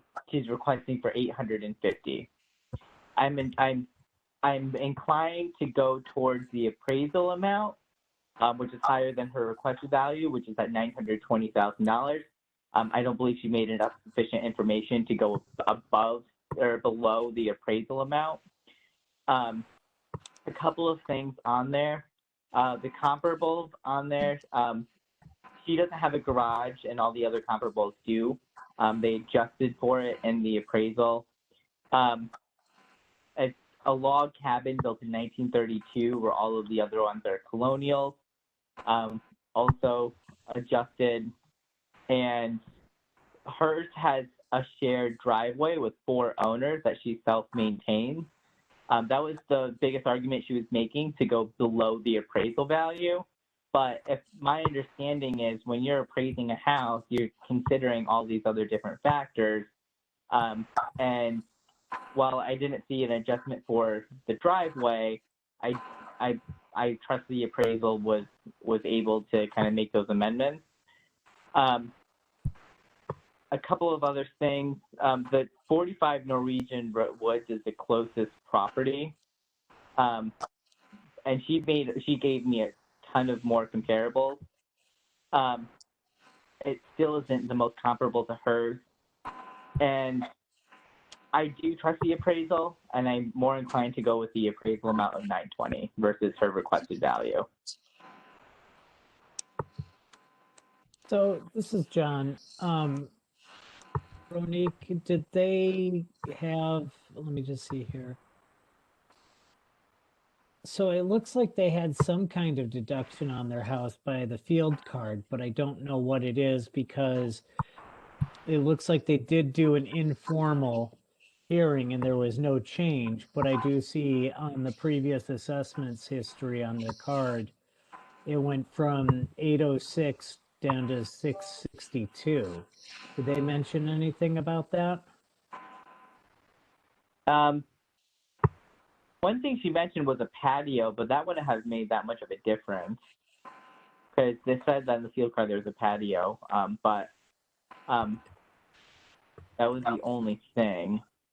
I do see that there is a 0.8 for condition on the land due to size on there, but I don't know if that would have been, let's see here. It's printed on 218. This is Harold. Is Ross on? Could ask Ross about the reduction. Yeah, I was just looking to see if I could figure that out. They had a permit that they pulled to remove the garage and a shed and build a one-story addition with a finished basement below, deck and retaining walls. But that looks like it was completed in December of 19. So that should have been on before the revaluation. And I did ask, or I sent an email to the assessor's office in Ross about the patio, and she said there's no patio, but it's on the field card. And it was verified the assessor's office that there is in fact a patio that we are adjusting for. This is Harold. Is it on the appraisal? Yeah. So the addition is on the appraisal. I had a question too. Yeah. Yes. Yeah, how extensive is the addition? I just not clear on that. Is it like a whole redo? I mean, it seems like pretty old property. If you look at the photos in the appraisal, you'll see the back of the house is actually pretty modern. It has like that squared off addition. It's really nice. And with like a new patio in the back as well. I mean, it does look old in the front, but if you look at that addition, it's very modern looking. It's like towards the end of the documents of the pictures on the appraisal. This is Ross. I just put the rear of the house up on the screen. Oh, wow. Oh, yeah, see? Wow. Yeah. Exactly. And this is That's the front interesting. with the, I'm assuming, former garage. Looks a lot different in these pictures. Well, that's what Yeah, exactly. yeah. It's a lot different. Exactly. If you look at the appraisal, there's some of the photos included in there as well. Wow. Go ahead, Ronique. Oh, that's pretty much it. I'm just looking, you said Norwegian was one of the, Yeah, 45 Norwegian was the closest. I honestly don't like that comparable. It's just not, I mean, the thing is, this home is really unique. It's a log cabin with a modern addition. Like, so what do you really compare it to? A colonial or a new house, or, you know what I mean? So it's hard to use comparables on this property because Norwegian did sell on July 8th, 2020 for $849,000, which is kind of what she's looking for. And that one is. It's also in a different neighborhood. It's in neighborhood 80 versus I think we're in what, 73? University, Right. yeah. And then they also Right. have one for Patrick, and Patrick's not in neighborhood 73 either. Right. This is Harold. Do we know what the appraisal was done for? I think it said a Refin- refinancing. I think it was a refinance. I just want to point out though that those are neighborhoods that were made up. In reality, that house on the corner of Painwood and Stilson, or up Painwood Road off of Stilson, is basically around the corner from Norwegian Woods. So they are in the same general vicinity, and an appraiser will consider that the same neighborhood. And they are allowed to go within Okay. so many miles of that neighborhood. So if that were the only reason to reject that comp, then that's not a good enough reason. If you don't like it for other reasons, that's a different story. Thank you for saying that, Paulette, because I really do appreciate it, because it is the closest, but then again, you make a really good point. Exactly. I mean, and that should Thank you. really only be, I think, for the land value, unless, Ross, does the neighborhood also affect the home value? I mean, majority of the valuation is that land and that property. This is Harold Runnick. You mentioned that there's an appraisal and the appraised value is $920,000, and it's within Right. the period, and you felt that that would be a good measure of the market value for this home. So Right. are you inclined to make an amended motion? I am to the 920 figure, not the 850. Okay. Oh, So you want me to make the amendment? Okay. you want to make the motion?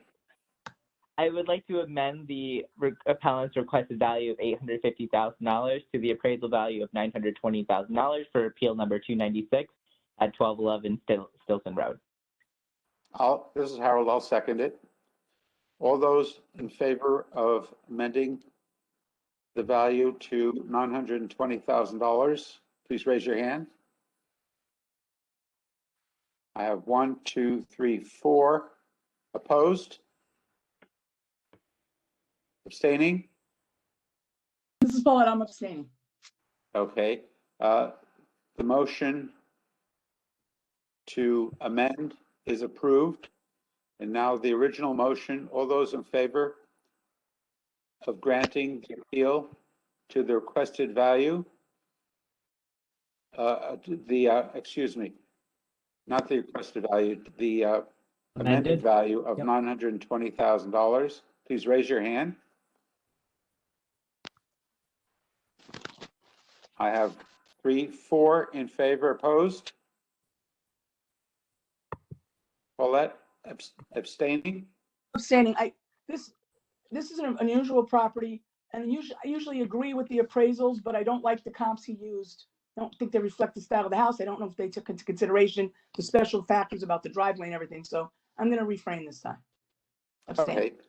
The motion is carried to grant in part to $920,000. The vote is 5 in favor, no objections, and 1 abstention. Motion is carried Wait, 5-0-1. is it 401? 4-0-1. I'm sorry, 4-0-1. I saw Thank you. an extra face there. Should I keep going? Yeah, keep going. Oh, sorry. Do we need Prue to rattle it off? Yes, please.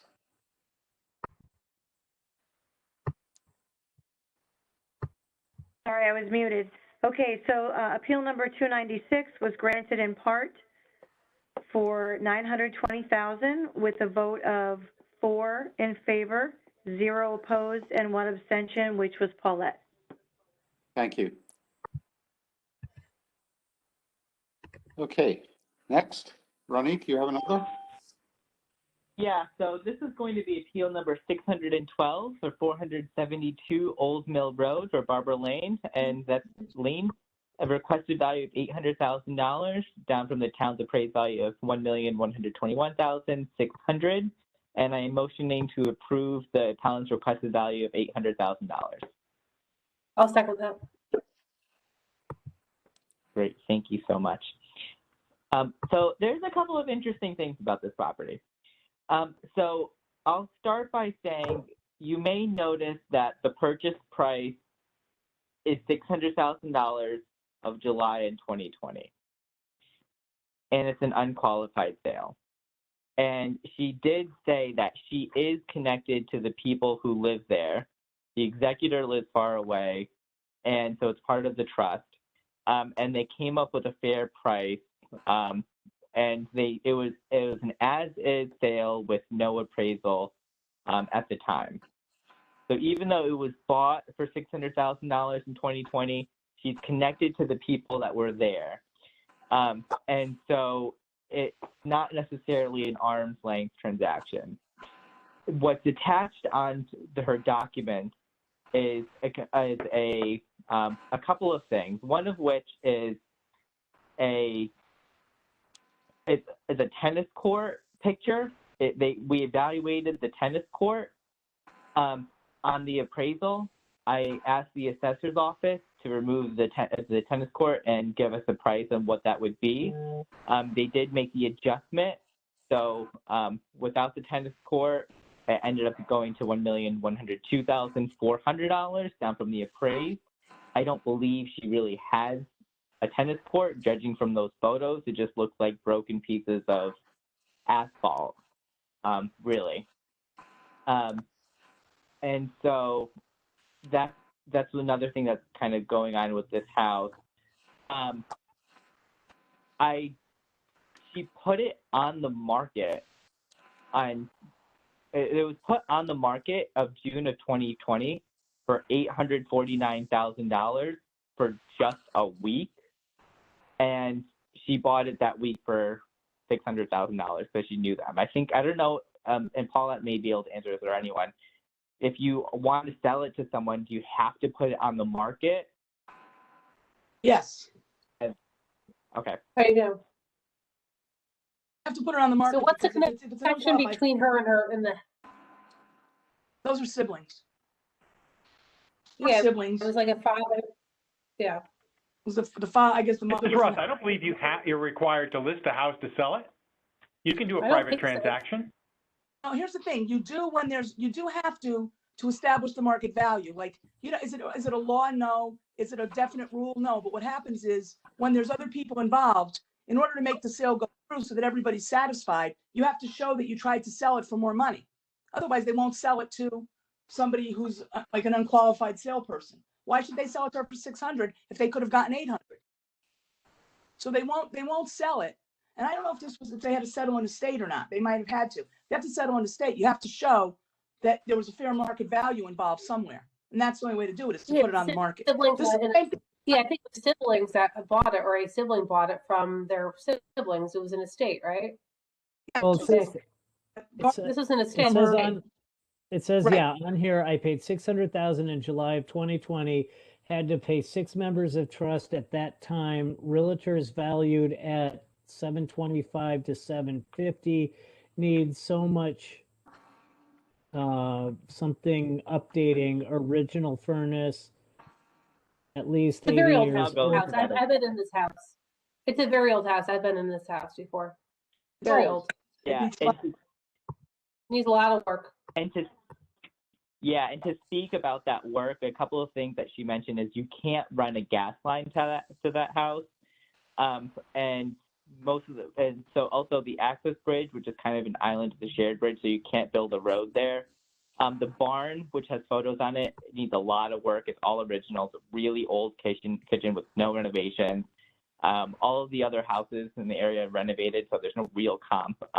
She tried giving 1555 First Street, which was renovated, but she was just going off appraisal. But it's an old house. It's crumbling. It's not in the best shape, and she hasn't made any renovations. Old houses on Old Mill. The neighbor's house, the Old Mill house. Joy Shaw's house is very old too. She lives right next door. There's old houses on Old Mill, yeah. Okay. I think she was kind of claiming that all the other houses were more renovated than hers. I mean, I know the house right next door to that house is not renovated at all. I don't know if it's a comp, but it's pretty modest by today's standards. So that. Oh, really? This is Harold. This is almost 3 acres, and there's an 15% reduction in the condition for the main lot because of the access and the topography, and the excess land is at 10% because of the shared driveway and wet area. Yeah, backs up to a pond, it looks like, Harold. No, it's right on the Mill River. It's right on the Mill River. Yeah, Perry's Okay. Mill Pond is what it Yeah, backs up The Mill to. River. And so the land so- value is $740,000.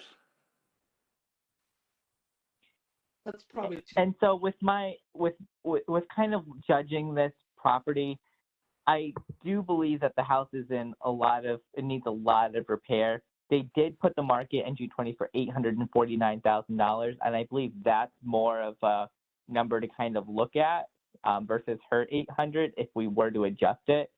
I think 1.1 million for her property is a little high, but I mean, correct me if I'm wrong, but So- I just think the condition of the house. Veronique, the concern I have about this is that there are no comps in there with it, and they said that a realtor valued it for 725 to 750, but that wasn't included in the file.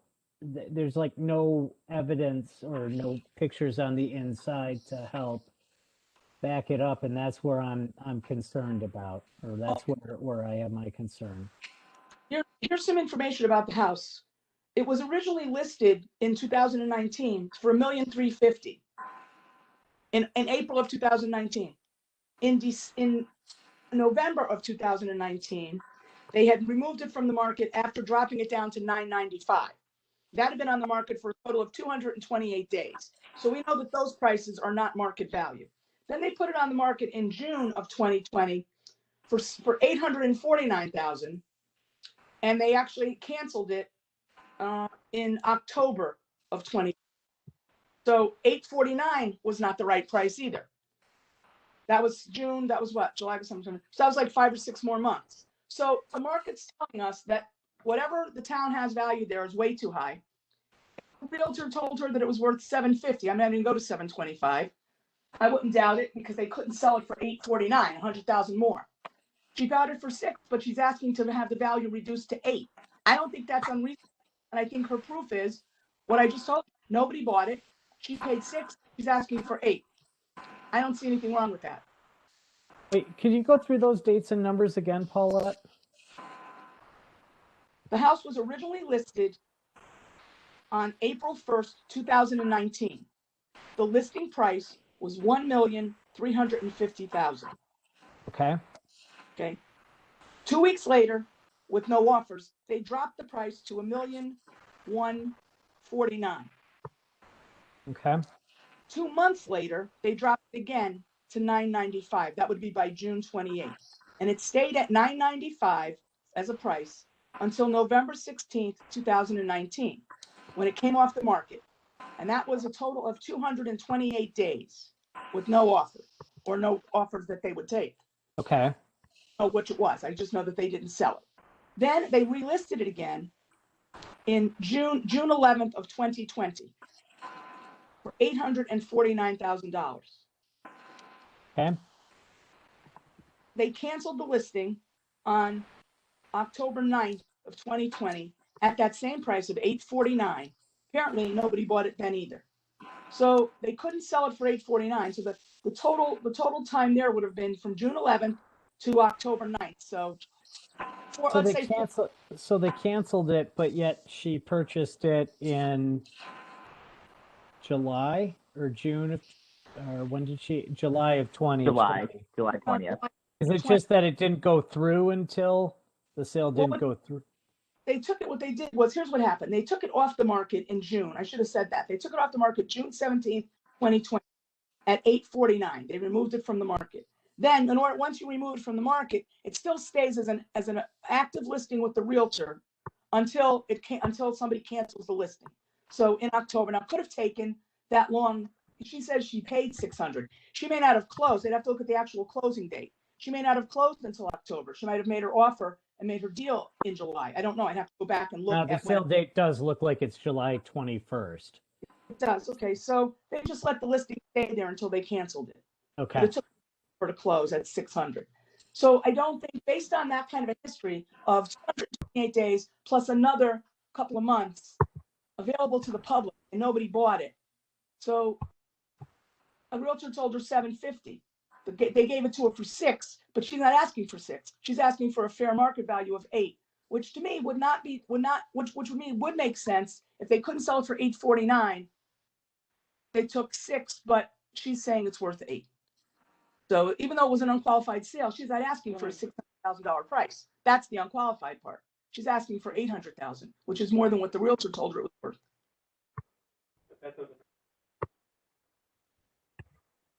Okay, But I think she's trying to be fair, knowing that she got a good deal on it because it's a family thing and because it was in such bad repair. The house And is for very this old. one, I Harold, think I she's think being we very should- reasonable. I think so too. I mean,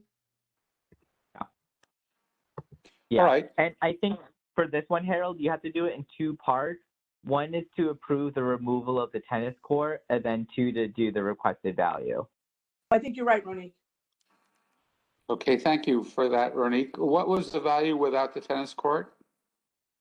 $1,121,600, and then without the tennis court is $1,102,400. Okay, And so again, I've been to this house before, and it's not really a tennis court. It's really a slab of cracked concrete. No one is playing tennis there. Yeah. And it shows it in the file. So the first thing would be to make a motion to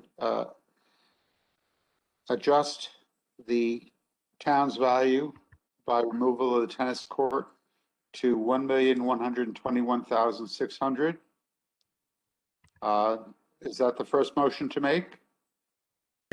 Drop it to $1,102,400 without the tennis court. Oh, that's what I asked. It's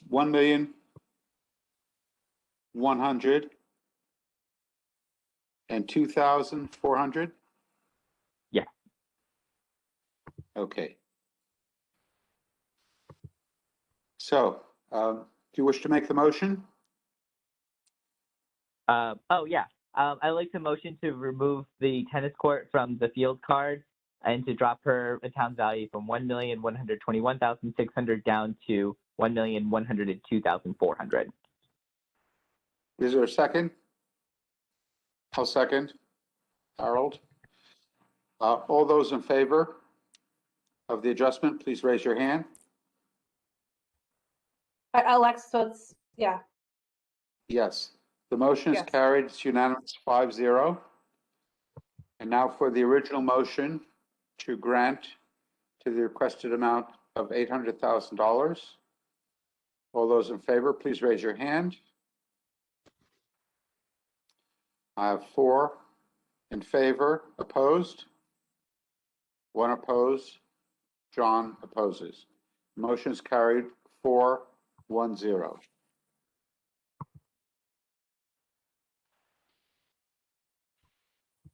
Thank you. We have to call the vote.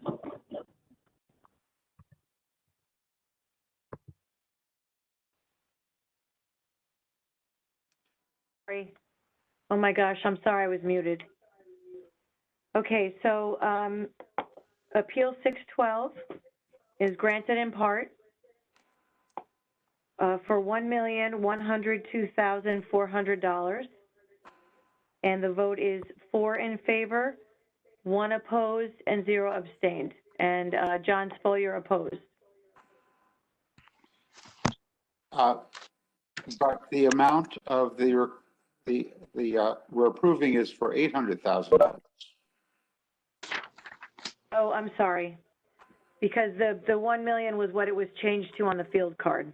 The Okay. 1,102,400 was the amendment, yes, to change the field Okay. card. So it's not granted in part, it's granted in their request. That's correct. Yeah.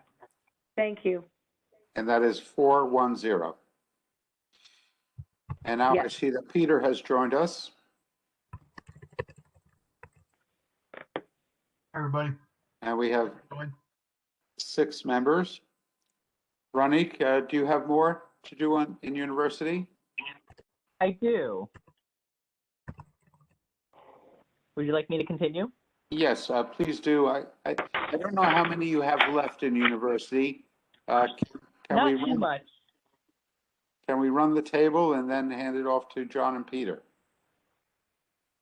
Yeah, I have 6 left in university, so whatever you would like. Well, do as many as you can, and then we'll hand it off to John in maybe another half hour or so. Okay, that's fine. So this next appeal is going to be appeal number 55, and this is for 233 Shady Hill Road for Thomas and DeMose Colley. The requested value is $850,000, down from the town's appraised value of $898,100. I am requesting to approve the appellant's requested value of $850,000. Hello. This is John. I'll second it. Great, thank you so much. So this appeal, all he kind of really did with the presentations was just look at appraised values. So no sales data, because all the appraised values he gave in were sales date from like the 90s, the 80s. The last one was 2015, so not within the time period. And so I don't believe he really made that strong of a case. It's coming down from 898 to 850 is what he's requesting. I am leaning to declining this just because he didn't give any comparable sales. He's just going off appraisals. And so that's kind of where I'm going with this one. So basically, this is John. Basically, it's, I want something, my neighbors went down, so I should go down type of thing. Yeah, he does neighbors make are a paying point where this. he's like, they're all the same builder that was built around the same time, but there's just no sales data. And, you can't say, like, even though they're all the same builder, they're all so different. And even if you look at the differences between the houses, the differences are minuscule. It's like square footage and land, and the houses have different features. But I believe more in the town's value of $898 versus his $850.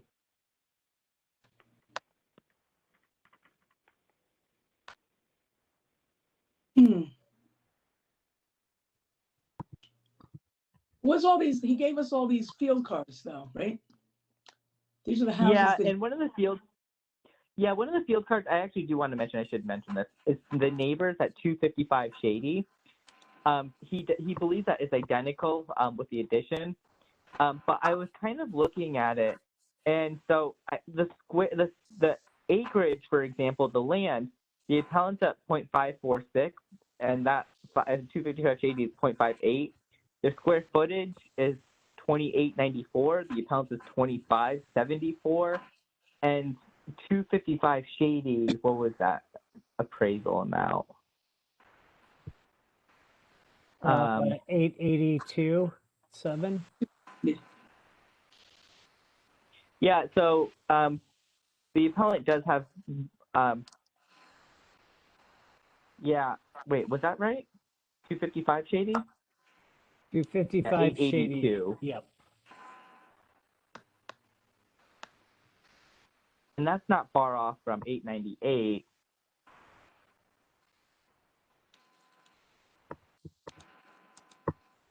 Take a look at. What are you thinking, Because Paulette? maybe they did updates. I don't know. Let me check and see if I can find in there on Shady.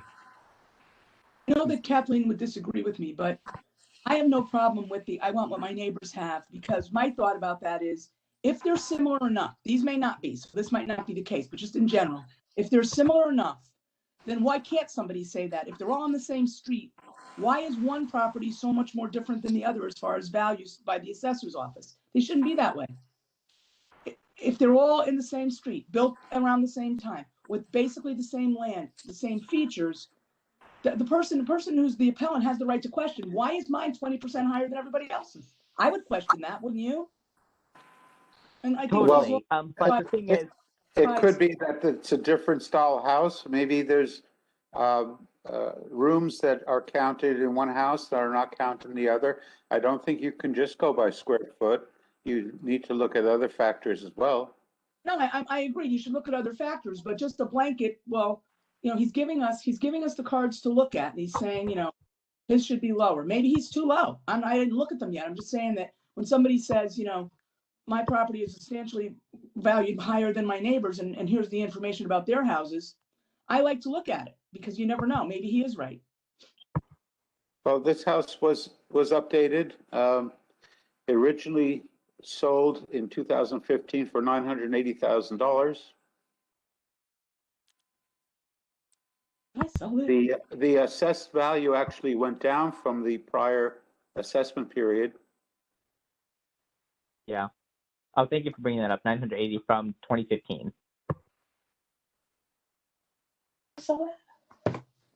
Looks familiar.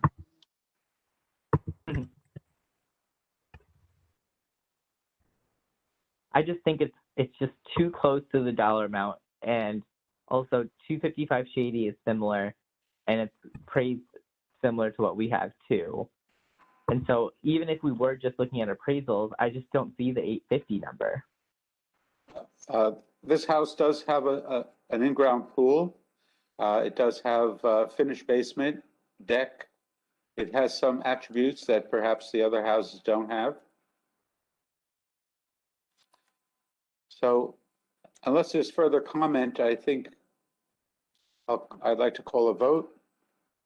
All those in favor of granting this appeal, please raise your hand. All those in favor, please raise your hand. I have one in favor. All those opposed, please raise your hand. I have 5 opposed. The motion is not carried. The appeal is not granted. The vote is 150. Ronique, I'm going to take back my invitation because we do have Peter here, and his time with us is limited. As a teacher, we respect that. So I'm going to give the floor to Peter to do what he can in the time that's remaining to us. Yeah, sure thing. Thank you. Okay. If you want to stick around, help with the vote, that's fine. If you want to take a break, that's fine too. As long as we have 5, we'll continue. Prue, could you call the last vote, please? Sure.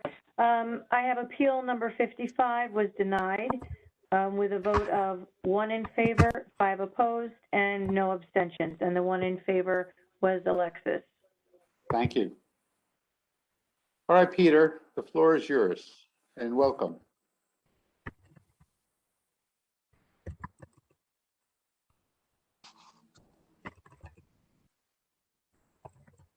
Peter, you're still muted.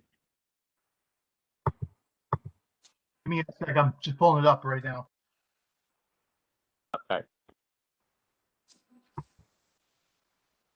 Do you have a preference for which neighborhood you want to start with?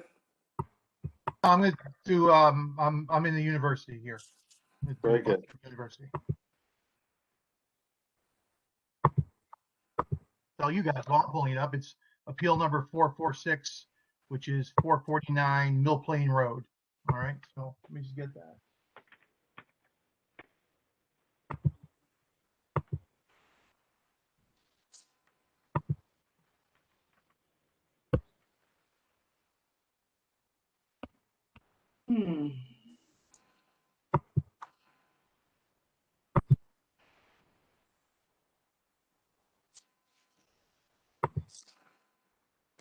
Oh my God. You okay there? Okay. I'll So let- this is appeal number 446. It's 449 Mill Plain Road. The owner is Sturgis Cottage LLC. the Sturgis Cottage LLC. The appellant was attorney Chris Russo, and the town has valued this piece of property at $1,620,600, and the requested value is $1,100,000. Right. There is an appraisal in the file. All right. So basically, I mean, this was very centered on the condition, and obviously this is a historical home. All right.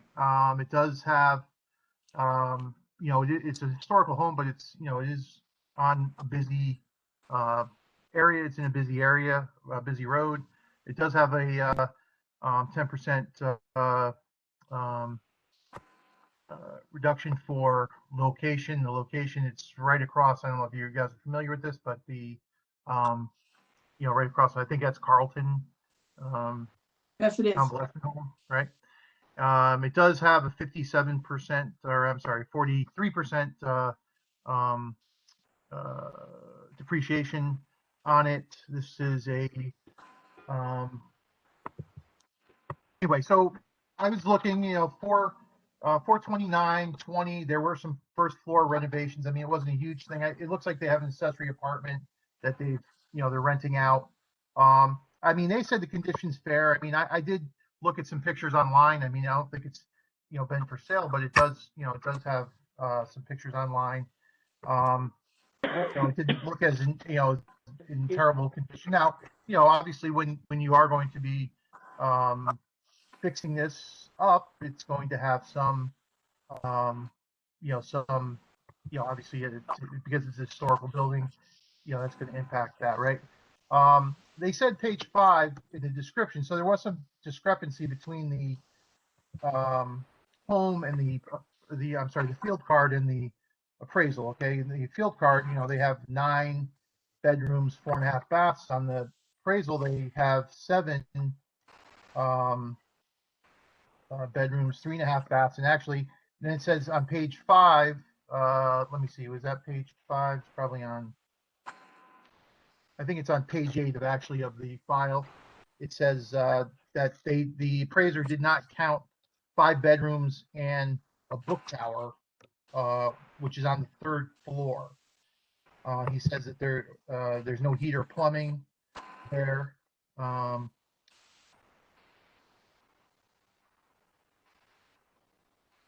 So this was built in 1834, by the way.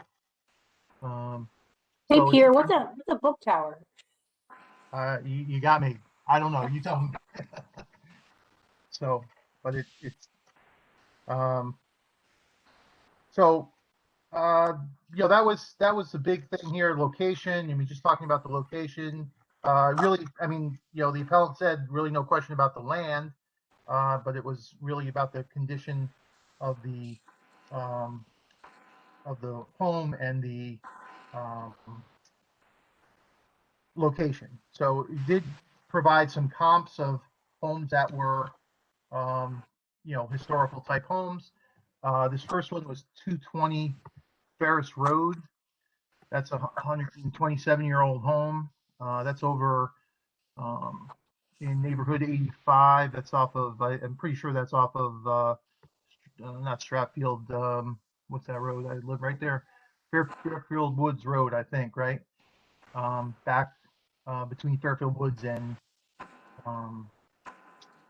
I can't,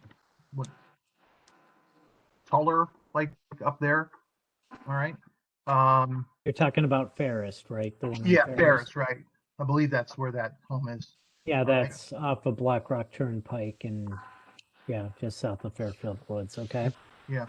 So that was sold 3/2/20 or $731,431.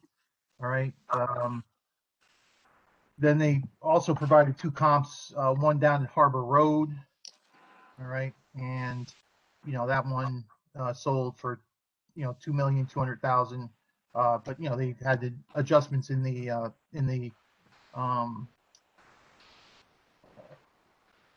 in the They appraisal, adjusted right? $440,000 and they adjusted for the Right. condition factor, and then 220 for the harbor. Right. So significant adjustments there, right? And then the last one was Southport, right? that's Harbor Road, yep. And then Sasco, 817 Sasco Hill, that's another 147-year-old home. This one actually was unqualified for whatever reason. That was 9820 sale. A little smaller, it looks like, on size. And then there was some adjustment for, there was a 25 percent reduction for the condition.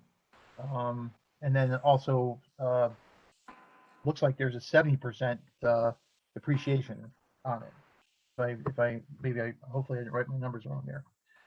So, I understand that this is, I would be interested in, maybe looking at some kind of, oh, yep, go ahead, Harold, sorry. Well, I do see that the assessed value jumped up about $300,000 from the prior reval period. And I'm wondering what happened to the house that would have it increase so much in assessed value.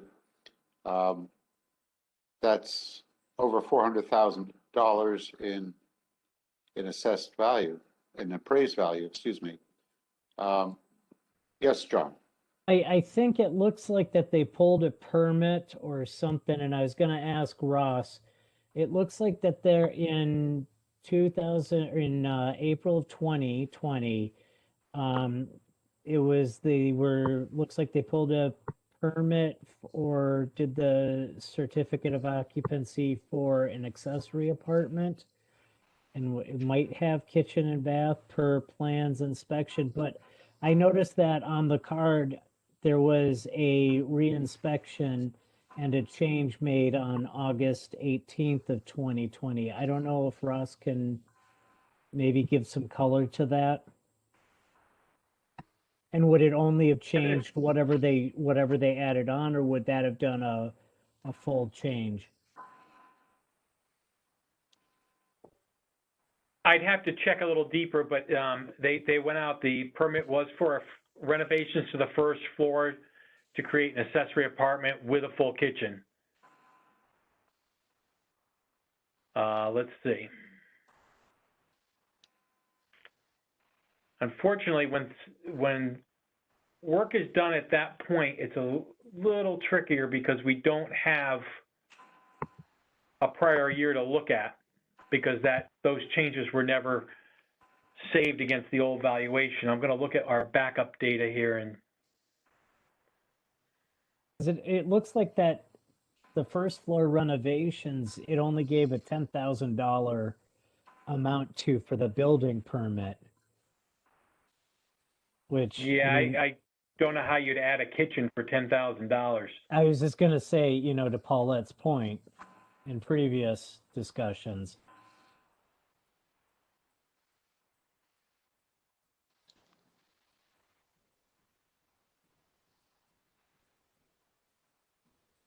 And I just want, the home is listed on the field card as 8,886 square feet, and the appraisal only is counting it, taking away those 5 bedrooms and the book tower at 8,076 square feet. All right, just keep that in mind. 8,000. What was the town saying it is? I'm trying to. 8,886 square feet. If this is Ross, it looks like we actually lowered it when we went out and did the permit inspection.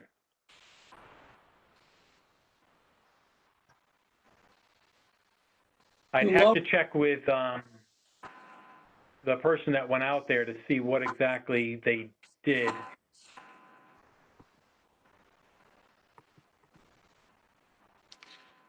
Well, this is Harold. In any event, I don't think it was $300,000 of assessed value No. addition.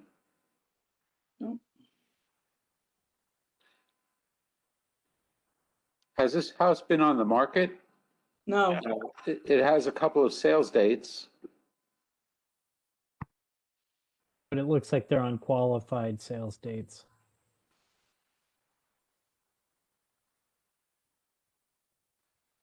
Like I said, there was some stuff on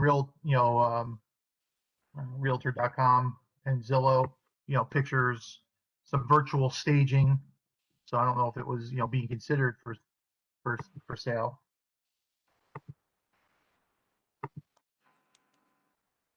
I'll look it up, but I don't remember this being on the market. This is a house you'd certainly remember, so.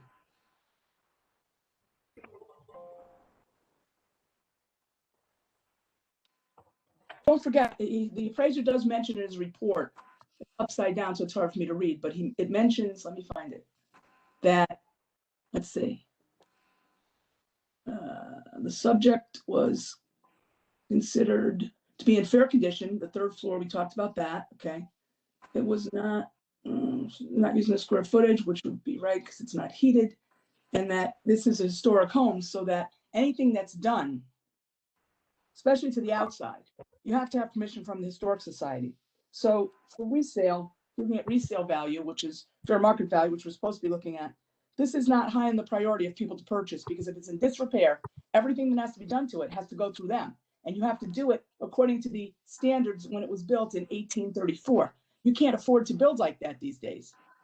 Paulette, is that just on the outside, or does that also include the inside? It's mostly the outside. I don't think they can force you on the inside, but definitely the outside.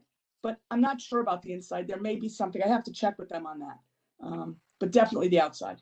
And for somebody who say, let's say they buy it now and it needs a roof in 5 years, they know that when that roof goes on, it has to be to the standard. I don't know if that has a wooden roof or not. If it does, they have to replace it with a wooden roof. If the steps are broken, they have to replace it with the same kind of steps. It's a pain in the neck. It's not, you just can't do what you want.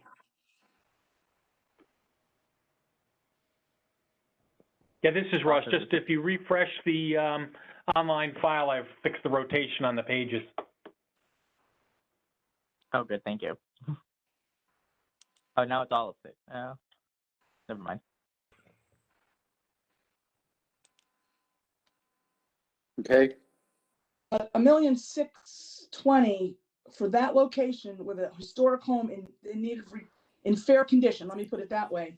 And looking at the comps he used them because they're all older homes. They're not going to be easy to find in the neighborhood. That'd be the only one. I don't see that there's a problem with that, with his appraisal's opinion of market value. $1,620,000 is just way out of the ballpark. There's just no way. the previous assessment, this is Harold speaking, was $1,189,000. So it's being reduced by another $89,000 roughly to the appellate's opinion of value. And since it appears, is this correct, that all of the work is accounted for in the previous reval period, the previous assessment? I mean, not the first floor renovations. I don't believe those were the accessory apartment. I'd have to look for. They were finished in the summer of 20, so they were never finalized in the prior grand list or the 2015 reval model. They were only ever finalized in the 20 revaluation. So then that includes that renovation, what we're working on now. Yes. Okay, so that's accounted for. And even though it might have been higher last year or whatever, Harold, the appraiser's saying it's worth 1.1. And remember, this is a house that is not going to appreciate if it's not in good repair. It's going to continue to depreciate because of the work that needs to be done.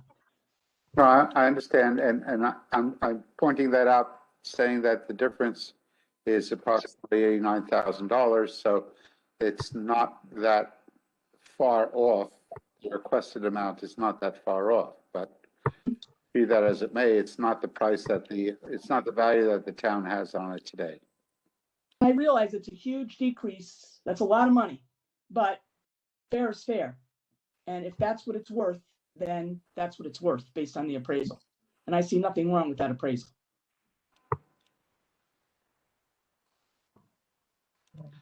Okay, any further comment, or are we ready to vote? Yeah.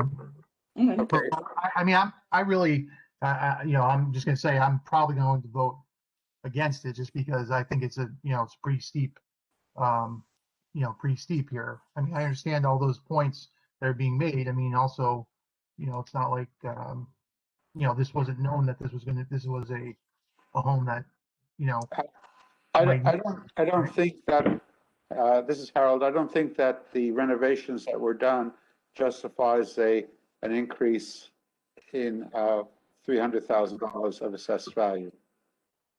And like I said, John, I respect your opinion. I realize that it's a large but fair scare. If this were your home, how would you feel if you got an assessment like that in the mail? You wouldn't be too happy. You go out and get an appraisal, and now back at 1-1, and that's what I'm looking at. Okay, Yeah, and this is Ronique. One thing I want to point out is I'm leaning towards it because if you look at 418 Harbor Road in Southport, which sold for 2.2, that's a far more superior house, even though it's a little smaller at 6,500 square feet and the town's at 8,000. But that's a far more superior house, and that sale price is close to what we currently have it appraised, even though it's like a $600,000 difference. But looking at that amount, I'm more comfortable with what the appellant is requesting versus what we have it appraised at. That's a really good point, Ronnie. That's a good observation. all right, all those in favor of granting the requested amount in this appeal, please raise your hand.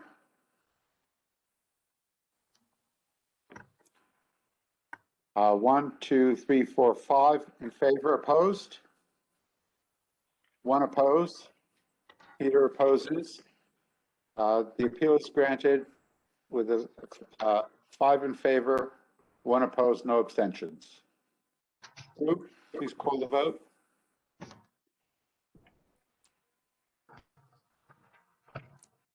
Appeal number 446 has been granted in the amount of $1,100,000 with a vote of 5 in favor, 1 opposed, and 0 abstained. And Peter is the one who opposed. Okay. Thank you. Yes, Alexis. I just want to say, Peter, I thought you did a good job, providing that information. I could see things both ways. I obviously voted in favor of it, but I thought you did a great job presenting it. And thank you for all the information. Well, thank you. Well, thank Yeah, definitely. Oh, Peter. Okay. Peter, you want to do a couple more? I do want to give Alexis a chance to, because she has some limited availability too. So if you want to do a couple more and then we can hand it off to Alexis. Would you be prepared to do some, Alexis? Yeah, I could do some a little bit. Yeah, for sure. Okay, great. Harold, you wanted a break at 7:15. You can probably go on a break if you want. I'll then allow Peter to continue as the chair and also to present, or if you would rather, Alexis, go forward and then you come back when I get back, Peter? Sure. Why don't I do this one since I already got it open? And Okay. All right. So. And then Alexis will do hers and I'll be back. Okay. Thank you. Yeah. All right. So this is appeal. I hate to even say this, but I don't recall making a motion last time. Right? So did we do that? No, I don't remember that either. Correctly? Hopefully we did. Yes. All right. Thank you. All right. So this is appeal number 52, which is 95 Sycamore Lane. It's the owners are Brett and Shorina Bader. Brett Bader was the appellant, and the town has valued this property at $1,342,800, and they're asking for a reduction to $1,218,872. And so I make a motion.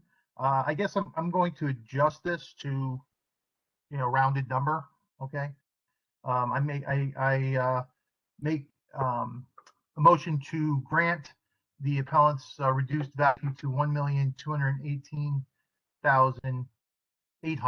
I don't want to punish them for their, all right? Do I have a second? I'll This is second. John. Rodney got that. So Oh, sorry. Alexis, thank you. Oh, Alexis. sorry, John. Sorry. No. I just wanted to make sure that this is appeal number 52, correct? 5295 Sycamore. Yep. And because on the first page, they have a town's value, they have the fair market value and the town's value. Did the town's value, or are they using, because they have the town's value and the fair market, and it looks like they might have gotten them backwards, and then did they got them backwards. And then, Peter, what was the number you said? Because that wasn't what they were suggesting on that Right. one. Did I they mean, this was update in, it? right, in the hearing, they gave me 1,218,872. Okay, thank you. Um, What was that number again, Peter? I'm sorry. 1,200,000. Well, the motion was made to grant a reduction to $1,218,800. Okay.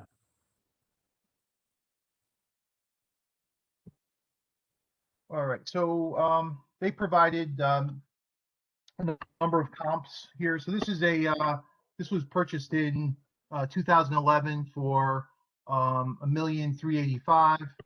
It's a colonial, 9-room, 4 beds, 4.5 baths.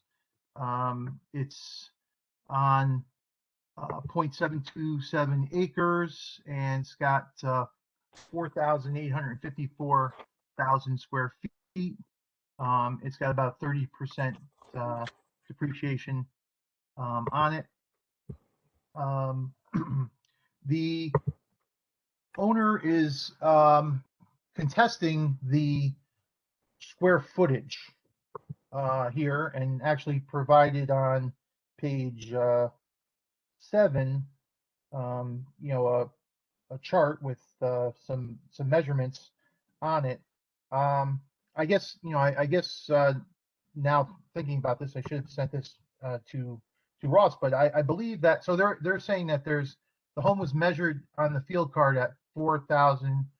No, I'm sorry, the square footage at 4,000.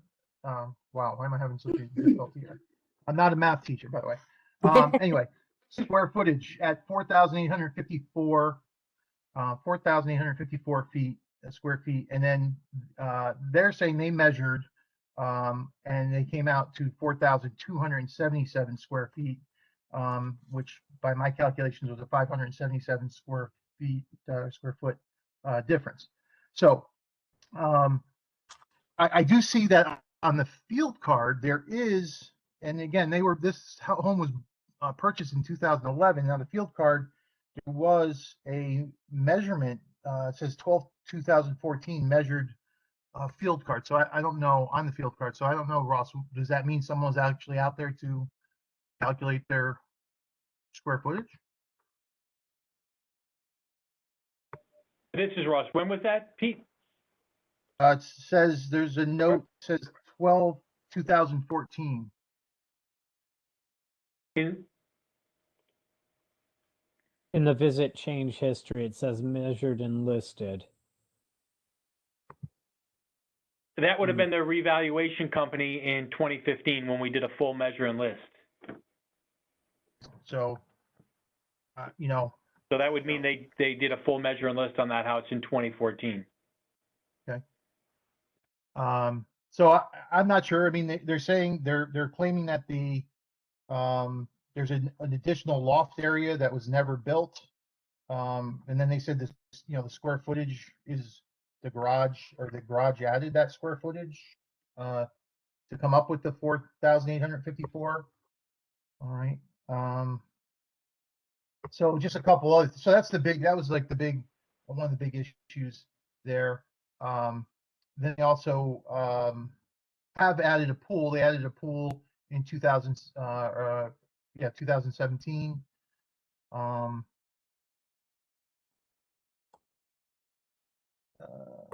And then they provided some comps that they wanted. All right, so this home was a colonial, so they gave some comps. 55 Cider Mill, which is a Cape. All right, and that was sold 10/15/20 for $1,525,000. That's square, little larger land, smaller square footage. Also has, well, no, actually doesn't have an adjustment, but then 345 Mill Hill Terrace. That was sold 9/21/20 for $1,200,000. That's also a Cape. Also slightly larger land, smaller, definitely smaller square footage. 1041 Round Hill Road, that was 8/4/20, and that was $1,150,000. And about twice the acreage, but 1,000 square feet smaller. Well, I guess 1,000 square feet smaller if you count the what's on the field card. That one does have a 15% reduction for the topography conservation easement. 270 Acorn Lane. That's a 1999 colonial, and that also has a 5% reduction for an easement. Similar acreage, little, smaller square footage. 240 Acorn Lane.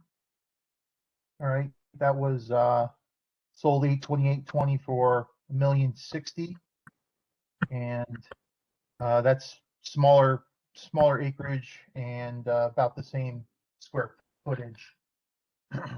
Same square footage. All right. I could continue with comps. I've got some more comps, but go ahead. Yeah, this is Ronique.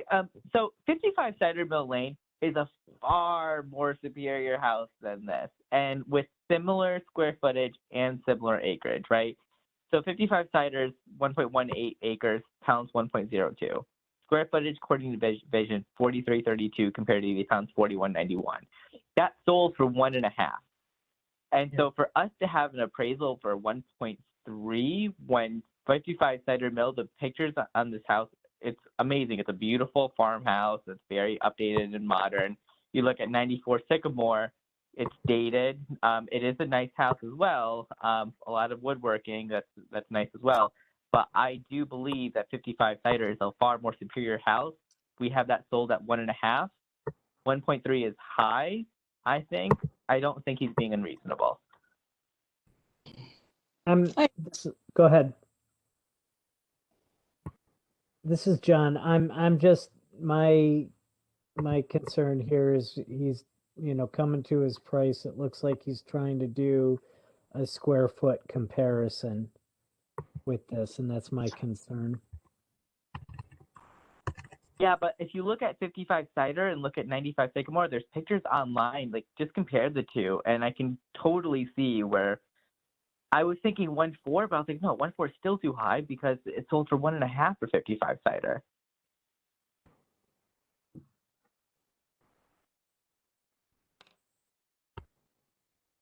So that's me. I think, Paulette, you were saying something. As I said, I agree with you. I looked at the pictures. Yeah. I've been in more. So I mean, I could see what you're saying there. I also, see that, they purchased it for, $1,385,000, back in 2011, and it's hard to believe that the, value has gone down since then. Right. And Right. there's, there are some comps that, could support it. Now, certainly there are some comps that, might, work against it. It's this is Ronique. Is 55 Cider Mill a worse neighborhood than 95 Sycamore? I don't want to say worse, but is it? Is it in not the as same good as- neighborhood or is it in different neighborhood? It's a different neighborhood, but it's the same adjustment on it, you know. But from a location standpoint alone, Cider Mill is a much better location. Sac, it's And that's off of also Bronx 1.5. Road. It's a much better spot than Sycamore. Well, Sycamore's a nice neighborhood, but Cider Mill is better.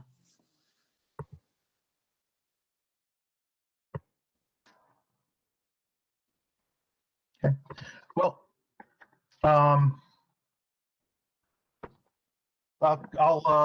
anyone have any further deliberation? Anything further questions? No? All right. So, Nope. I forgot that Harold wasn't here. Right. All you, Peter. Yeah. All right. So, all those in favor of granting the appellant's requested value of $1,218,800, please raise your hand. Okay. I see Alexis, Paulette, and Anique. All right. All those opposed, please raise your hand. Okay. Peter and John are opposed. All right. Will you please call the vote? Okay, so appeal number 52 has been granted with a vote of 3 in favor, 2 opposed, and no abstentions. And the 2 opposed are Peter and John. All right. Thank you. All right. So Alexis, you're going to take some? Yeah, I'll take 2. All right, great. Thank you. So we're going to start at appeal number 394, and this is the home of Dawn Lyon. This is 282 North Pine Creek Road in the university area. And if you guys aren't aware of where it is, it's like kind of near between like Mill Plain area and the center of town, kind of near the underpass of 95 and the railroad tracks. Paulette, correct me if I'm wrong, but I think that's about right. Yeah, that's about right. I'm not sure why it's in the university area though. That's what looks like where it's labeled. I don't know why either. I know it's labeled that way, but that is definitely not in the university area. And I Yeah. don't know if that's a difference for the property value. Yeah. So I did anyway. I will. So the town value is $404,000, and the applicant would like to obviously bring it down.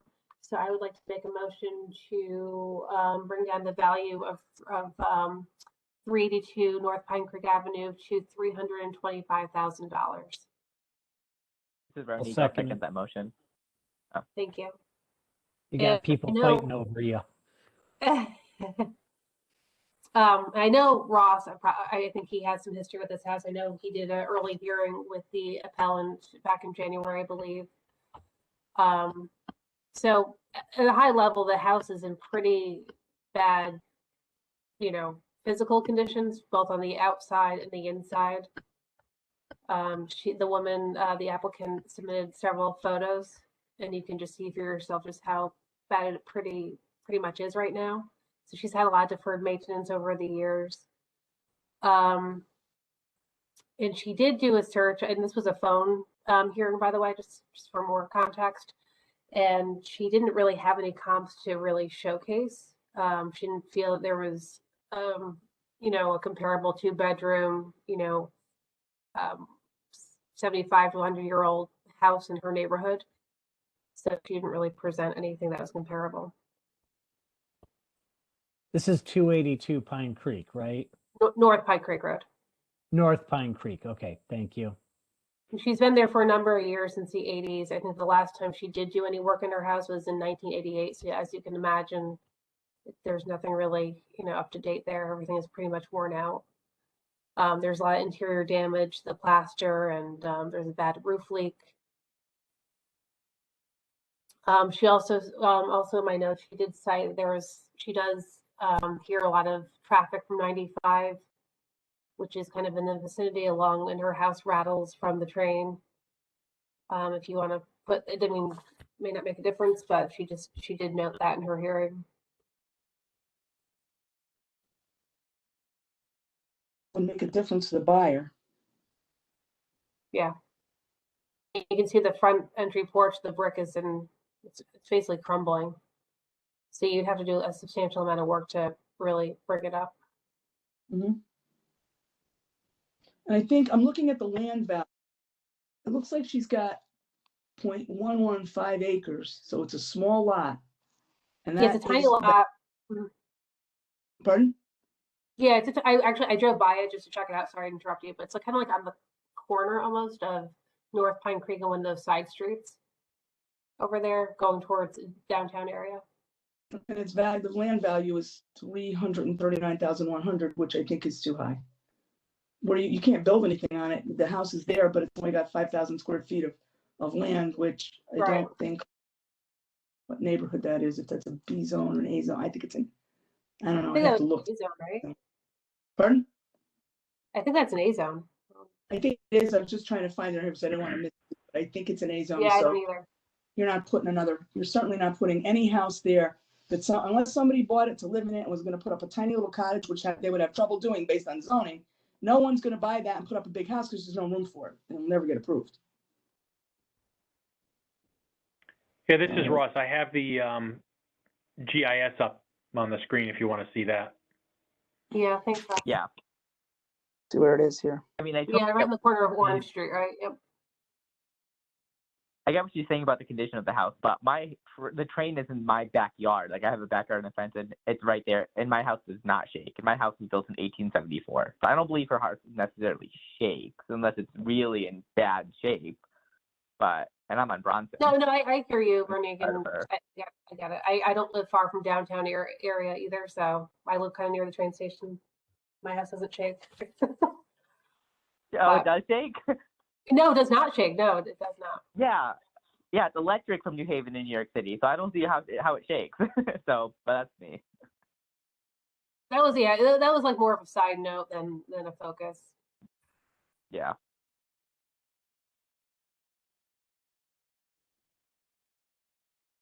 And Alexis, you said there were no comps provided. Yeah, she's not presenting any comps. I'm sure there's not. Yeah, I think honestly the bottom line is I think she's kind of fell in hard luck. I think if she had the money, she would invest it in her home. She's been there for many, many years, obviously. And the depreciation code is of 2, and there's a 56 depreciation on the card right now. Yeah, so what did we say? It was like a code, I forgot, depreciation of a code 5 or number 5? I don't recall. The depreciation code on the house is a 2. 2. Oh, okay. What's the lowest it could be? 1. Okay, so it's pretty low. Okay. And what about the land value?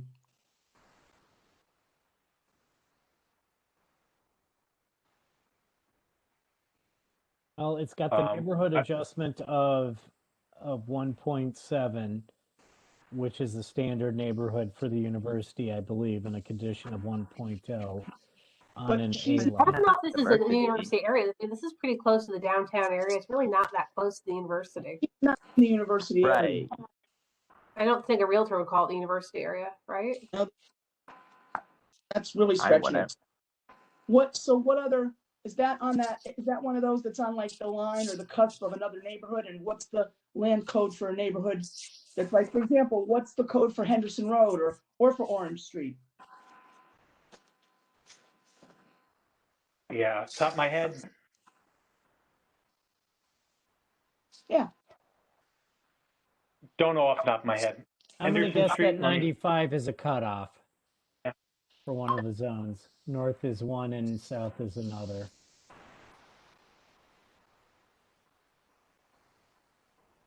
Well, I would say I'd want to know what the land value is before I decided, because if there's a difference, that could help her. Because it's certainly not worth over $400,000, not in the condition it's in.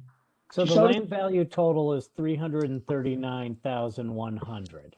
Right, and that's too much. It's not a lot that anybody's gonna, remember, we're supposed to be looking at fair market value from a reasonable person.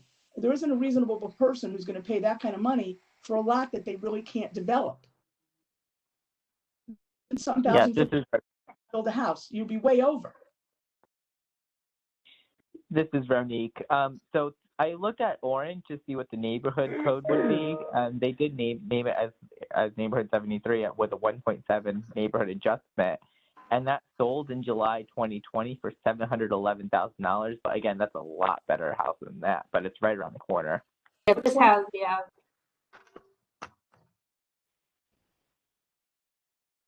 Which one Thank was- you, Renee, for that. Oh, go ahead. Yeah.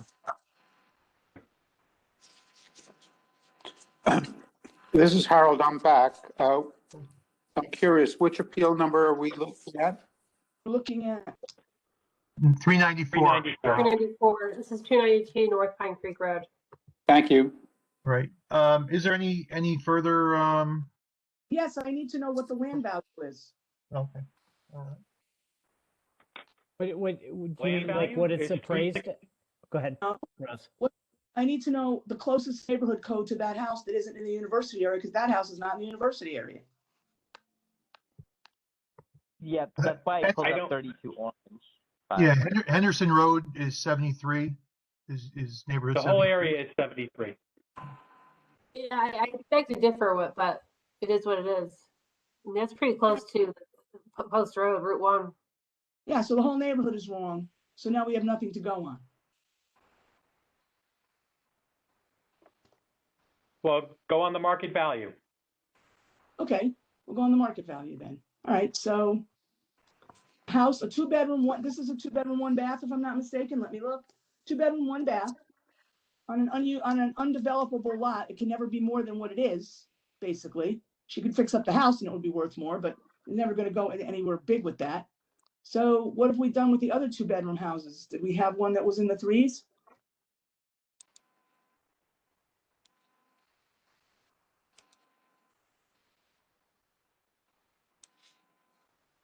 I have no, because nobody seems to know. I'm not going to just grant a value of $404,000 to somebody whose house looks like that in that lot because the neighborhood code is wrong. So if nobody else has another idea, But again, it's the appellant's duty is to provide us, an Well, argument. and we haven't but provided she that. stated that she couldn't find a comp in her neighborhood. She didn't not try. neighborhood. She couldn't find a comp in her neighborhood that was comparable. I don't think we should punish her because of that. She tried. Yeah. She stated that in her notes. Are we going to punish anybody else for putting the neighborhood code wrong? No. So let's not punish her either. Well, first of all, it's not wrong. We don't know it's wrong. It's just, that's your opinion. That's your opinion, Paula. No, it's not my opinion. That's not the It is neighborhood. your opinion. It is your opinion. That's not the university area neighborhood. That's Alexis is right. Well, That's close. so 73 is the next neighborhood, which is the same kind of adjustment on it. So- Honestly, I've spent 42 years in Fairfield, and I can tell you that is not the university area. Okay. It Again, really isn't. just It really isn't. Drive by it. sure. All right. So let's if there's no further discussion, let's. Does anybody want to make an amended motion? Or no? Because I can see the point here. I was thinking, what did she John, that's want to up to go you. If down? you want to do that, that's up to you. You don't ask if you can make a motion. That's up to you. Let's see how it goes. Let me just see something here. I mean, I can just say my house is not that far from there, and my house is in much better shape, and I can totally see where she's coming from. Like, I can sell mine for. Yep. Anyways. What about 350? Well, that's what I was thinking was either 350 or 375. I think 350 I wouldn't mind that. has to be done. I like that. I'll make a motion to amend the fair market value to 350,000. I'll second. All right. So all those in favor of amending the motion to the value of 350,000, raise your hand. Okay. All those opposed? Any abstentions? Okay. All right. Alexis, I didn't see your vote. Were you for that? I voted no. You voted no. Okay. All right. All right. So there was four in support of the motion at 350. So now let me call the motion for all those in favor of granting the appellant's value in part to $350,000. Please raise your hand. All those opposed? Okay. Just opposed? All right, will you please call the vote? Okay, I have appeal number 394. Has been granted in part for $350,000 with a vote of 4 in favor, 1 opposed, and 1 abstention, and Harold being the abstention, and Alexis opposing. All right, Harold, I don't want to, you want to jump back in? No, go right ahead. Go ahead. All right, Alexis, do you have another? Yeah, I can do one I can do to one more. Yep, I'll do another one. Very great, Thank thank you. All right, this will be sorry, appeal number 534, and the address is 292 North Pine Creek Road. It's a single family home. So the town's value right now is $463,900. The appellant wants to bring that down to about $410. So I'd like to make a motion to decrease the value of 292 North Pine Creek Road to $410,000. This is John. I'll second. Great, thank you, John. This So is right at a high next door to the one we just heard, right? exactly. Yep. Okay. See where we're going here. So at a high level, just based on the research of the applicant, she just felt this is really high. She's been there for a number of years. I think she raised her kids there who are in their 40s, so she's been there for quite some time. So she didn't have any. She verbally read me her comps, and one was 165 Middlebrook Road, and that sold in the last year for $455,000, and it's the same square footage. You want to look that up? Another comparable that she presented was 301 South Pine Creek Road, and it's about 1,200 square feet, and that sold for about $400,000.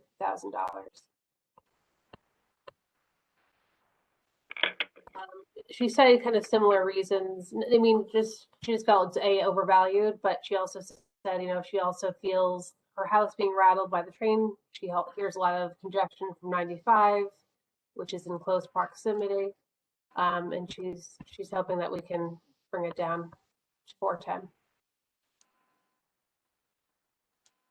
I mean, this is Ronique. Again, I don't really believe in the train thing, but I also think that neighborhood, judging from the last house, is way overvalued. It's not university. There's a river between. I mean, What was the number of Middlebrook? It was 165 Middlebrook. I believe it sells for 455, and it's about 1,500 square feet.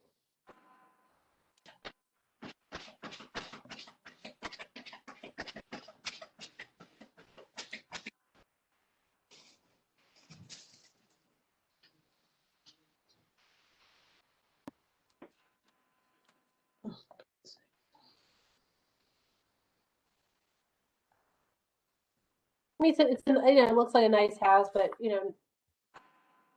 Middlebrook has a nice long, narrow strip that goes up to the creek. At least that's what I'm seeing here. Let me just verify that that's the right house that I should be looking at. And you said that sold for 4.8 or no? That sold for 455. I can verify correct? that. So what's that, John? Yeah, it sold for 455. The Middlebrook house.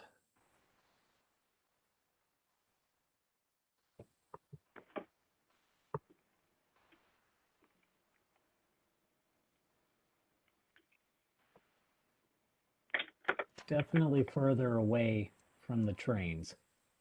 Yeah, and it's I think it's a bit nicer and more modern than this one, based on what. Yeah, I mean it's. I'm still scrolling down to get back to the house.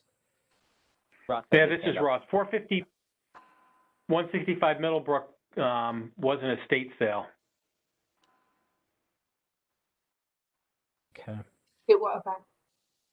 Was it an unqualified sale or just an estate sale? We unqualified it. Oh, it's not. So it's an unqualified sale to you, but that doesn't mean it really is, because I can buy into something from an estate, and why wouldn't it be qualified? If I'm not related to them. When did it sell, Ross? Because I'm showing on the card here that it last sold in 97. I closed on February 11th of this year. Okay. Yep. And again, that was the height of the market, right? We're right near there. Looks like it has a lot more land too. Is that 165 Middlebrook we're looking at? Yep. Yeah, it's almost got 3/4 of an acre. It's got 0.70. That land value is.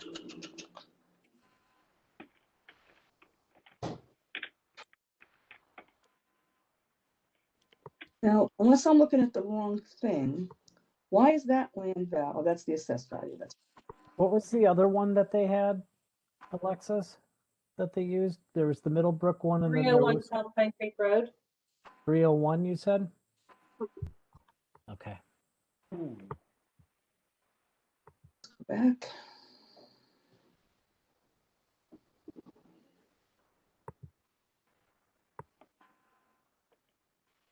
That looks like a much bigger house. Or slightly bigger. Well, I guess it really isn't. It just looks bigger. 1200 square feet. Well, that one seems closer to definitely a lot closer to the water. It's past St. Anthony's. So it's more, I can't say that South Pine Creek is a residential road, but, What do you mean? well, I mean, it It does isn't get a a lot of residential road? traffic. I wonder. South Pine Creek gets a good amount of traffic. It's a residential road, though. It's not a commercial road.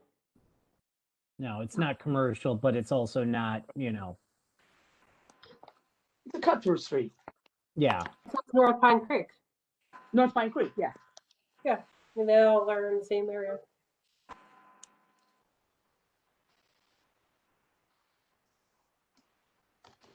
Seems to have an adjustment for the location, I guess the shape of the land, and also it's wet. Sorry, I didn't hear the last part. And then it's wet. Yeah, That's the South it's in Pine the Creek notes. one. Yeah, the South Pine Creek one. Right. And it actually has the neighborhood. It's a different neighborhood. The adjustment is 1.85 versus the 1.7 for university.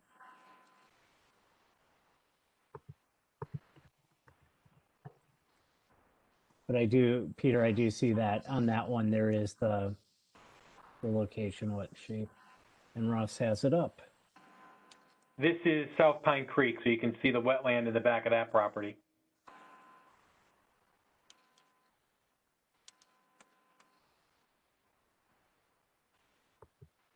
And then I can bring up Middlebrook.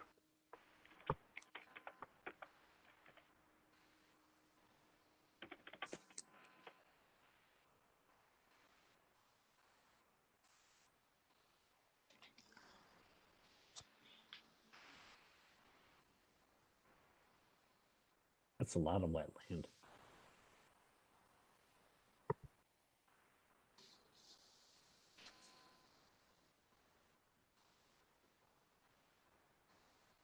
And this one doesn't, the one that we're talking about with Peel, I'm assuming is no wetlands.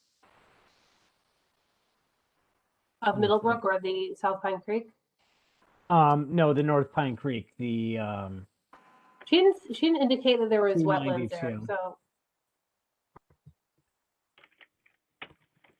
I'll bring it up.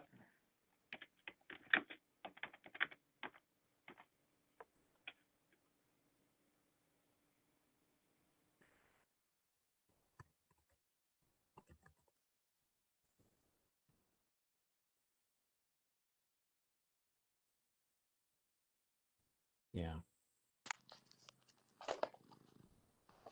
Nothing. Okay. All right. Any further discussion required? Anybody? Okay. All right. So I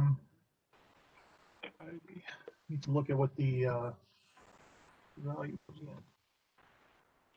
So all those in favor of granting the appellant's motion for a value of $410,000, please raise your hand.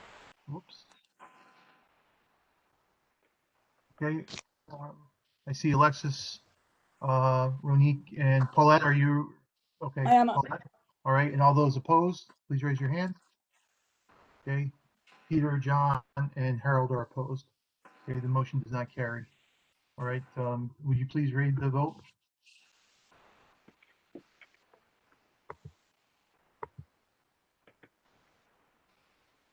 Thank you. For appeal number 534, the motion failed in the vote of 3 in favor, 3 opposed, and no abstentions.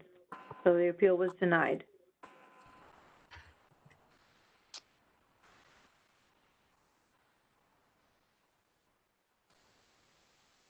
All right. I guess I'll continue. Right, Alexis, you do not have. No, I'm good for now, John. You can move on to somebody else. Okay. Peter, come on. All right. So this is appeal 466, which is 166 Old Mill Road.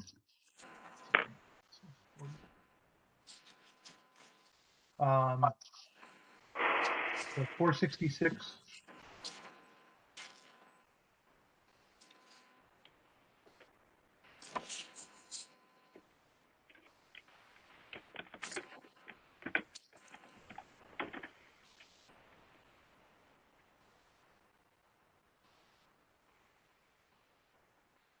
All right. So 466, 166 Old Mill Road. The owners are Edward and Ellen Epifano. The appellant was Edward Epifano. The town has valued this piece of property at $962,300, and the appellants are requesting a value of $830,000. Okay.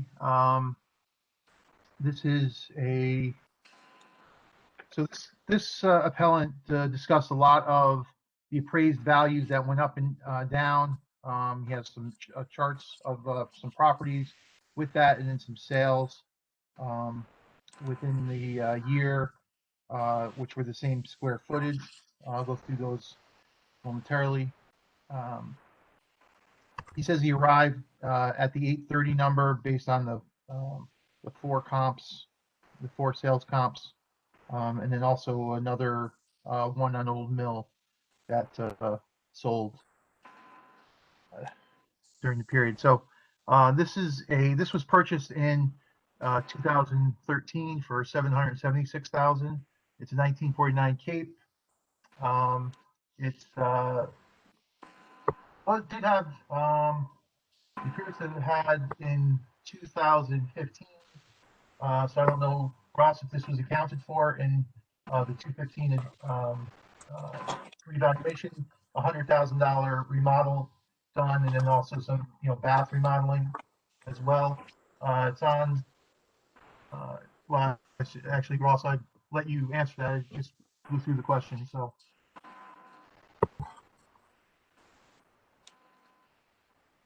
Have been accounted for in that appraisal in 2015. This is Ross.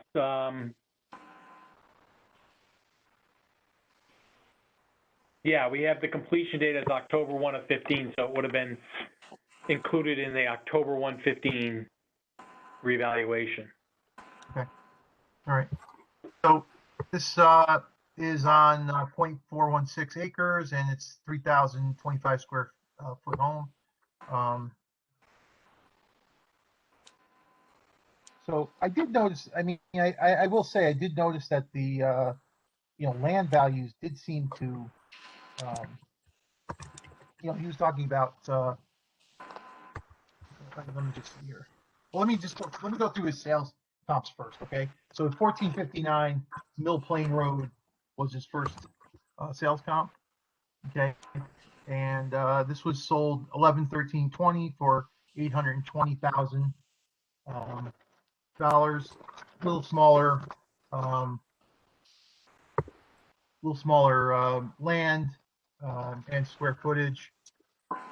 Not appreciably though. All right. I'm sorry, when did that sell? That sold 11/13/20. So I guess technically outside of the range. All right. That does have some adjustment, 10% for traffic and highway. All right. 80 Stony Brook, which was 8/31/20. That's $775,000 it was sold for. That's the subject is a Cape, 1949 Capes. This is a Cape as well, 1947. Similar acreage and square footage. Depreciation, about the same depreciation actually. All right. 220 High Meadow, which was sold on 3/30/20 for $730,000. This is a colonial, looks like 1 3/4 of a story. Again, similar acreage and square footage and depreciation. And then 442 Bronson, and that was sold 2/7/20 for $822,500, and a little larger property and square footage, a little bit newer. I guess there was a note that said it's on the river. All right, so so those were the comps, and he wanted to make sure that that's where he said that he arrived at those comps. All right, so and he just he was looking at how his property seemed to go up. It said 9 properties on his block, the appraised values went down up to 15%, but his did not. All right, and so I just looked at that. I mean, there were some, there was definitely some difference in that. So, anybody have any questions? This is John. Oh, go ahead, Ronique. Oh, sorry. 1459 Mill Plain Road kind of looks more superior with the same neighborhood code, and that sold for $820. He's asking for $830. I don't. Is 1459 Mill Plain Road a similar property? I just think it's more superior, but that's just me. I mean, I can't. It's in the neighborhood. They're both in the same neighborhood, right? I mean, yeah. And there's pictures of it online, and it looks like a nice home. I mean, compared to 166 Old Mill. What was the number? I would have. You said 14 what? 1459 Mill Plain Road. It's has a nicer patio, has a nicer interior as well. I mean, 166 Old Mill Road is not a bad property either. Especially at the backyard, it's big. But 1459 Mill kind of looks superior to me, but. This is Paulette. Look at 80 Stony Brook Road in Fairfield. 80 Stony Brook is in Tanaka Park. Tanaka Park is a very desirable location, its own private little enclave, but Old Mill Road is a very desirable location too. So I would say that location-wise, they're very similar. They're more similar than the one on Mill Plain, because Mill Plain is busy street. So I would look at that one. That's, I think, similar. Yeah, unfortunately, I think though that that's a different neighborhood, so the land would be different. Well, rated at different. No, they're both 73. Oh, They you are? mean 80? On his card, Peter, you were talking about the comps, right? And in his file, it was on page 2, the ones that he listed out, Right. correct? And he has the neighborhood codes of 73, 80, 70, 70. Right. So Stony Brook is 80. Yes, it's a different neighborhood, but again, remember, those neighborhoods are made up. They are not real. Okay, they're not real. So the difference between Stony Brook Road and Old Mill Road is not different. Is not that different. Now, the property value may or may not be different. They might be valued the same because Tanaka Park should have a high property value factor number, and Old Mill should too. They're both really desirable locations. So I don't know that there's that much of a difference. But as far as the size and the property and the look of the house inside, there's some differences. But this one sold for $775. He's asking for $830. I would look at this and say, okay, he's got 2-car garage and whatever. Based on what I see, I would say that he's asking for more than this. So I have no reason to think that that's wrong. It's what, 50,000 more, 40,000 more? Yeah, and the biggest reason why I chose 1459 was because of the neighborhood code, because it matches what the appellant's neighborhood code is. But you're right about 80 Stony Brook, and in those neighborhood codes, I think you are right with it being kind of similar. I agree. We could use Milk Plain, but you know, it's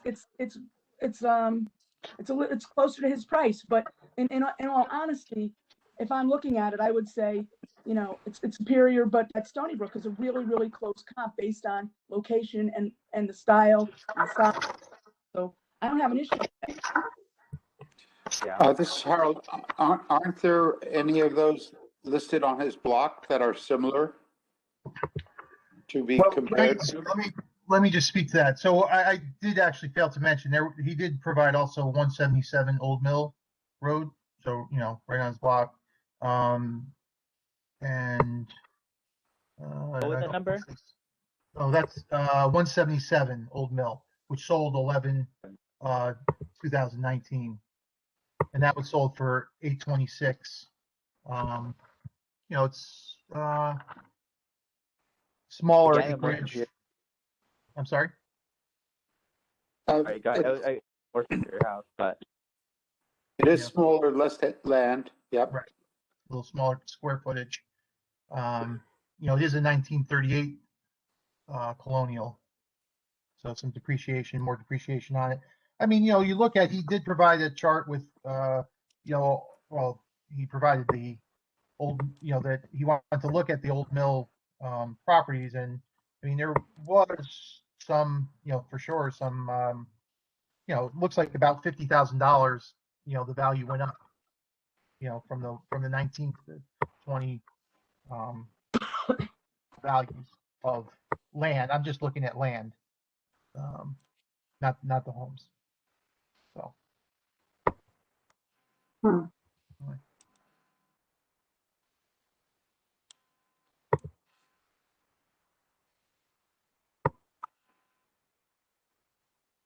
Do we have enough information to vote?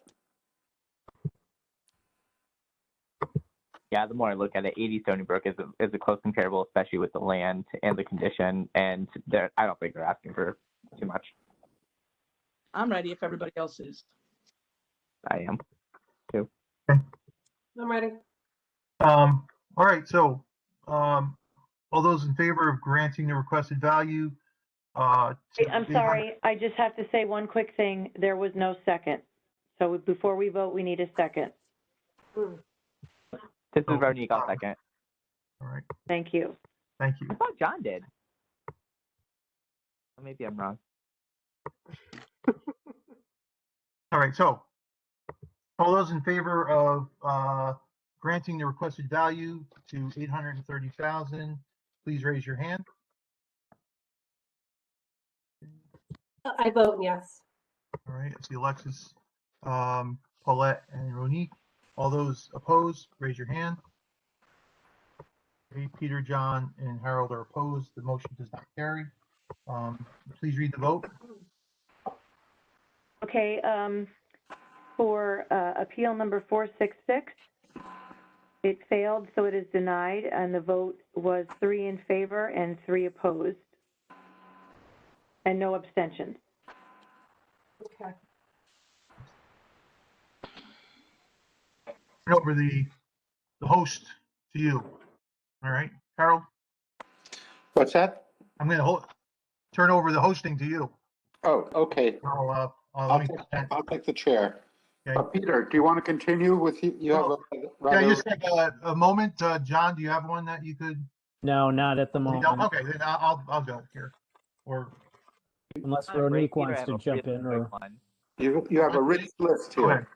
Yeah, I do. Go ahead, Monique. If you have one, then I'll just collect my thoughts here.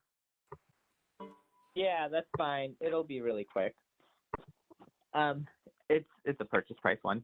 So it's appeal number 488, and that's for 55 Sconset Drive, for Zinyan. And so the requested value is $950,000 down from the town's appraised value of $994,300, and I motion to approve the appellant's requested value. This is John. I'll second. All right, perfect. So it was appraised on March 20th, but he bought the house, what is it, May 20 or is it June 20th? My notes are a little funny. For $950,000. So he's just basically going down to the purchase price. He did his own appraisal on top of the appraisal on March 2020. And so there's the most comparable he was saying was 40 Walben and 70 Walben. And they both sold less. And because the 40 Walben sold for $917 on August 20th, 70 Walben sold for $930. I didn't think he was being that unreasonable.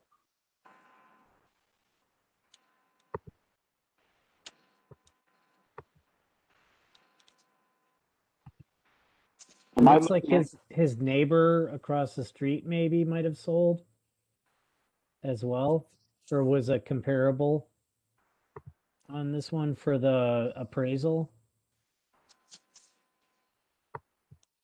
Let me see. On page 6, looks like 60 Sconset. When did that sell for? That sold in 6 of 19. Which would make sense that they used it for this appraisal that was done in 3 of 20. Yeah, and that's kind of why he wanted to give his own comparables as well, just to kind of get it closer to that 10-1 date.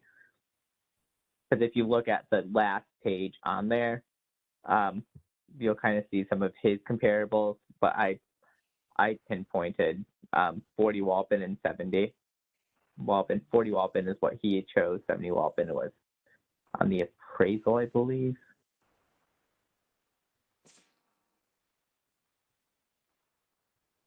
Yeah, 70 Walpen was on the appraisal.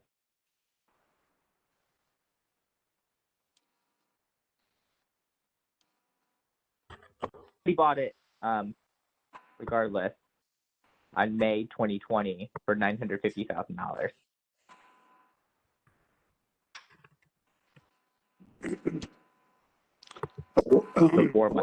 Walden is currently active, right? On the market for $999. 40? I thought it sold in August 2020. 70 Walden. No, 40 is his comp. The comp. Yeah. 70 Walden's on the appraisal. Is that back on the market? On page, I was just looking at page 11. That's okay. Yeah, that sold July 21, 2020, 70 Walden. And that one sold for $930.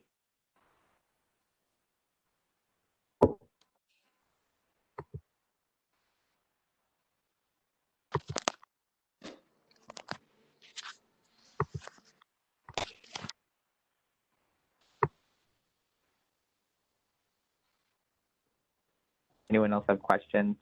I'm just looking up the Umpqua one real quick that he has that went.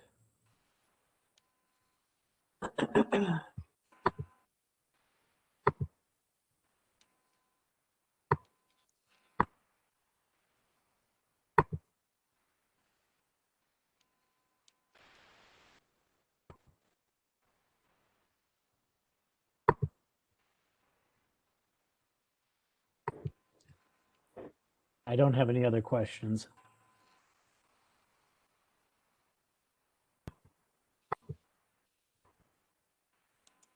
Okay. Are we ready to vote? So the appeal was for how much? 950,000, his purchase Not- price in May. Right.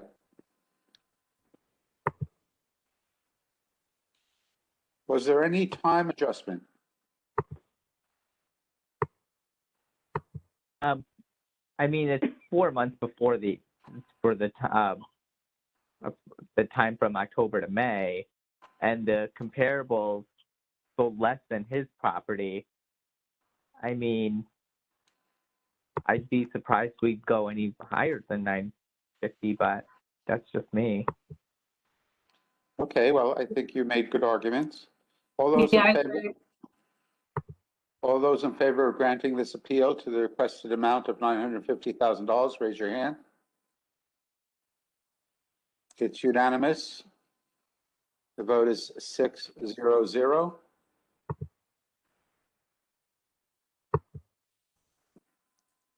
Was that fast enough for you, Peter? I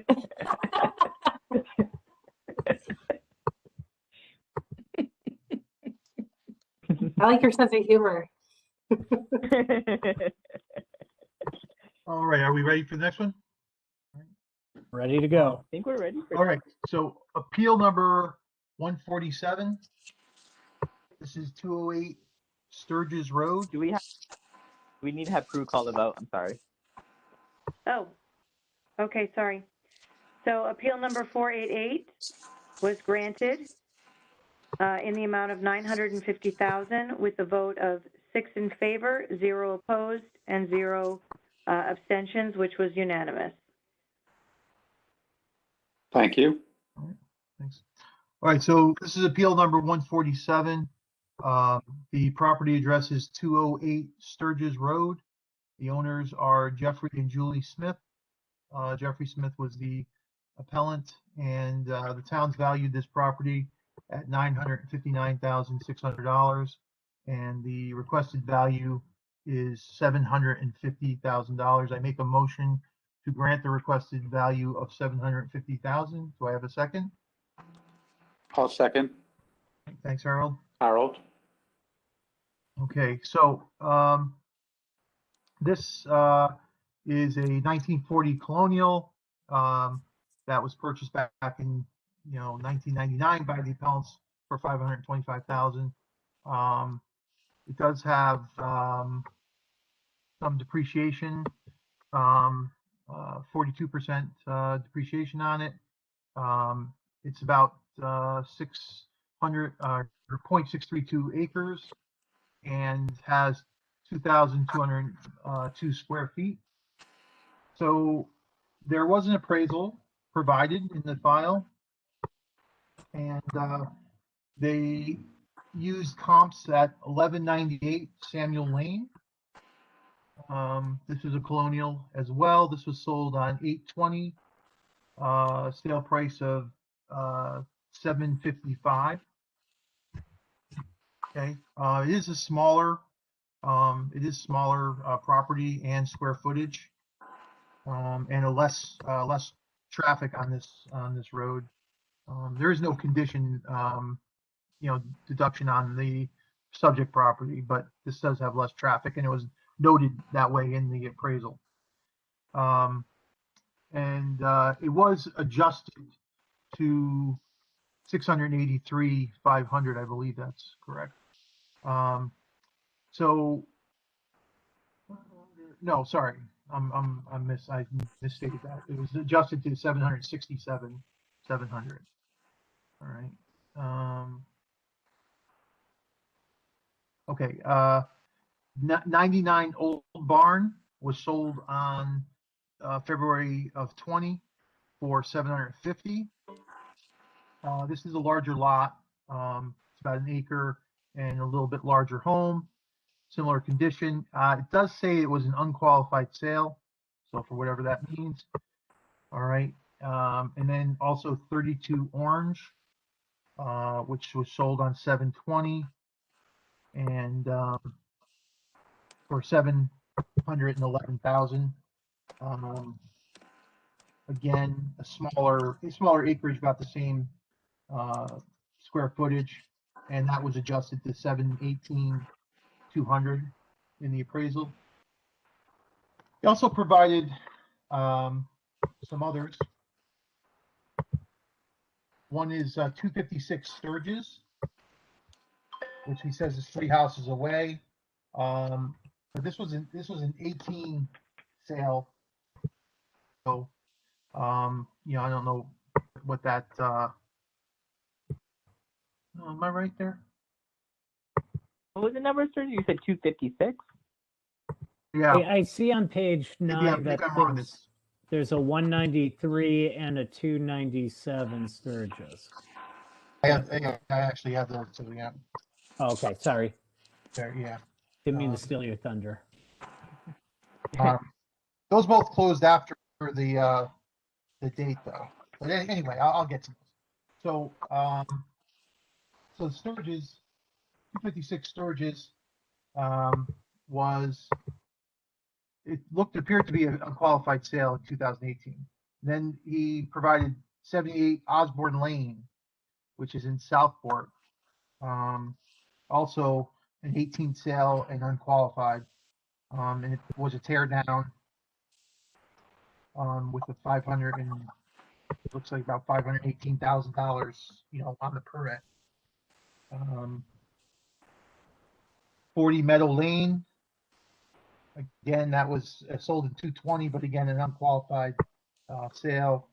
1.9 acre. It does have a you know, size adjustment, and it has a 10% adjustment for some undevelopable land, whatever, you know what I mean, undevelopable land and conservation easement.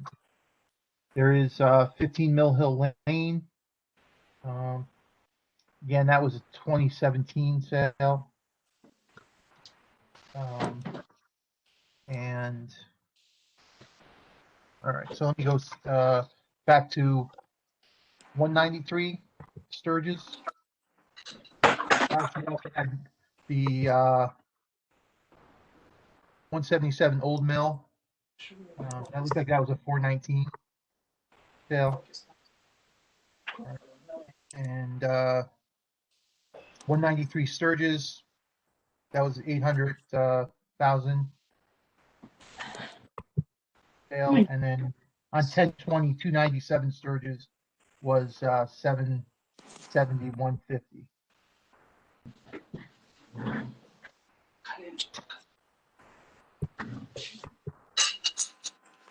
This is how Sturgis Road separates Westport from Fairfield. Is that correct? And this is obviously on the Fairfield side. No, Harold, excuse me, that's not Sturgis Road, that's Sturgis Highway. Sturgis Road is off of Umpqua.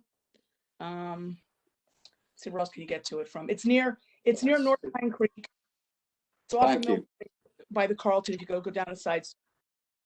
Got it. Right. Thank you.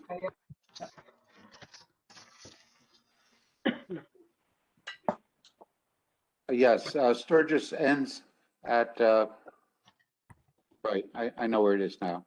It ends by the wetland area there. Yes.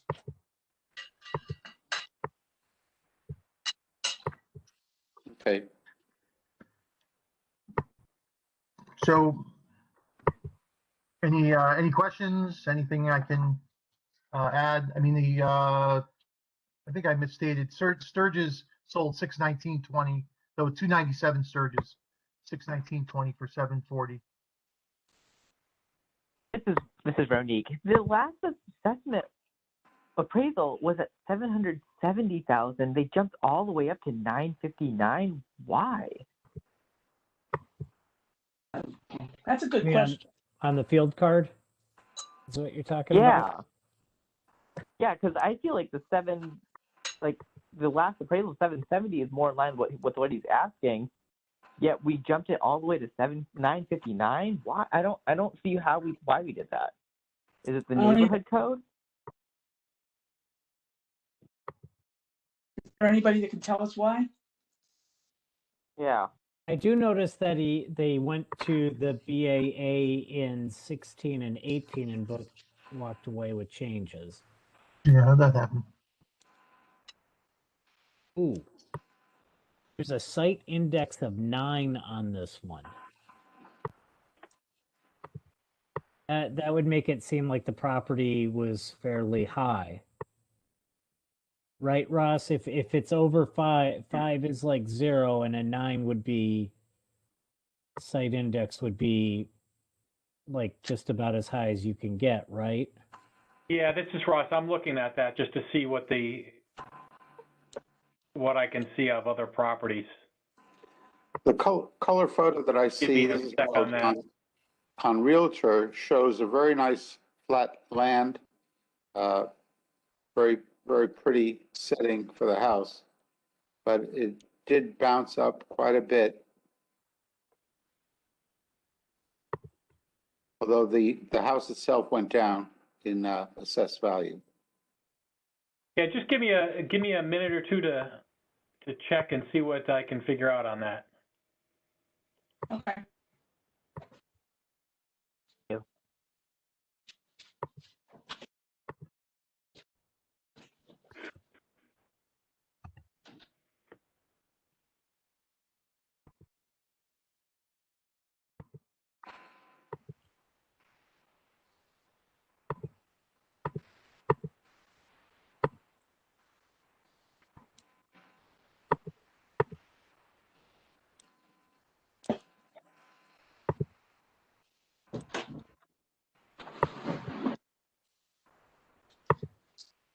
Okay.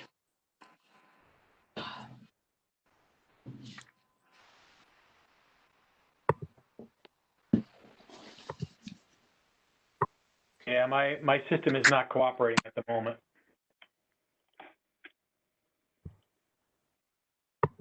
All right, are we ready to vote on this?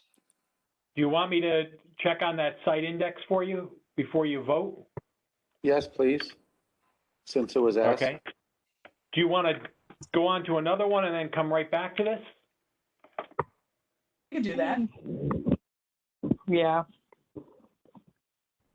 Just We'll table it table for this one. All right, so do I need to make a motion, Harold, to table it? We can, no, you don't have to make a motion. We can just table it and come back to it, I believe. Okay. So I'd like to table Appeal 147. All right, and I'm going to go to Appeal number 129, which is 45 Sturgis Road. I'm sorry, did you say 129, Peter? That's 129, yes. Thank you. 45 Sturgis Road. The owner is Barbara Thumb. She was the appellant. The town has valued her property at $888,300, and she's requesting a value of $855,000. I make a motion to. I'm sorry, Peter. I was incorrect. To table a motion, we need to have a second and we have to have a majority vote. Okay, all right. I'll So- second it. So you can make a motion to table appeal number 147. All right, I'd like to make a motion to table Appeal 147. Do I have a second? This is John. I'll Also- second. All right, John, thank you. All those in All right. favor of tabling the motion for research? Alexis? Oh, You yes, I'll vote? say, yeah, I'm in favor. Yep, I'm in favor. It's Sorry. unanimous. The motion is tabled. Right. Thank you. Sorry to interrupt. Okay, so this is Appeal number 129. All right, I'm sorry if I'm repeating myself here. 45 45 Sturgis Road, Barbara Thumb. The town valued the property at $888,300. She's requesting a value of $855,000.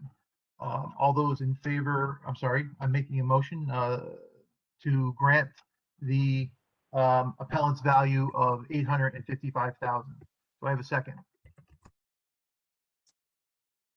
I'll second it. All right, thank you, John. All right, so this property, this is a 1934 colonial. There's no AC. It has 3 bedrooms, 2.5 baths. It's let's see, it's about almost half an acre and almost 3,000 square feet. It's got about 42% depreciation on it. Pretty much the work that's been done, some replacement windows were done in 2018. And the appellant provided a chart for,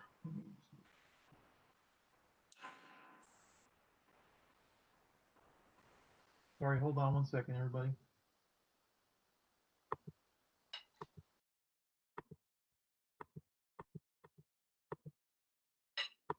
I have a question whenever you have a chance, Just Peter. give me 1 second.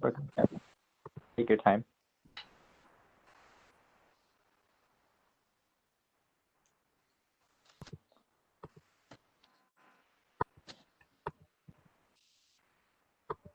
Okay, yeah. So she's requesting for a 4% change, which is a value of $33,300 difference. Her garage alone is $33,373. The comparable she gave was 193 Sturgis with 279. Based on the chart that she wrote, they don't have a garage. I just find it weird that she's requesting for $30,000 difference. Like, it's just basically taking off the value of the garage, and I don't believe that that causes a change. But that's me.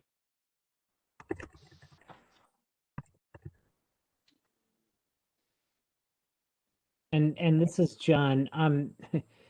Once Ross is done looking up the other one, I notice on the field card here, and yes, it's easy to get me confused, but it has a site index of a site index of 6, but it has no conditional factors, and the note says location. And I would usually think that based on where this is located, that it would have some, instead of being a condition of 1, that there would be some kind of adjustment on that normally if it's based on location.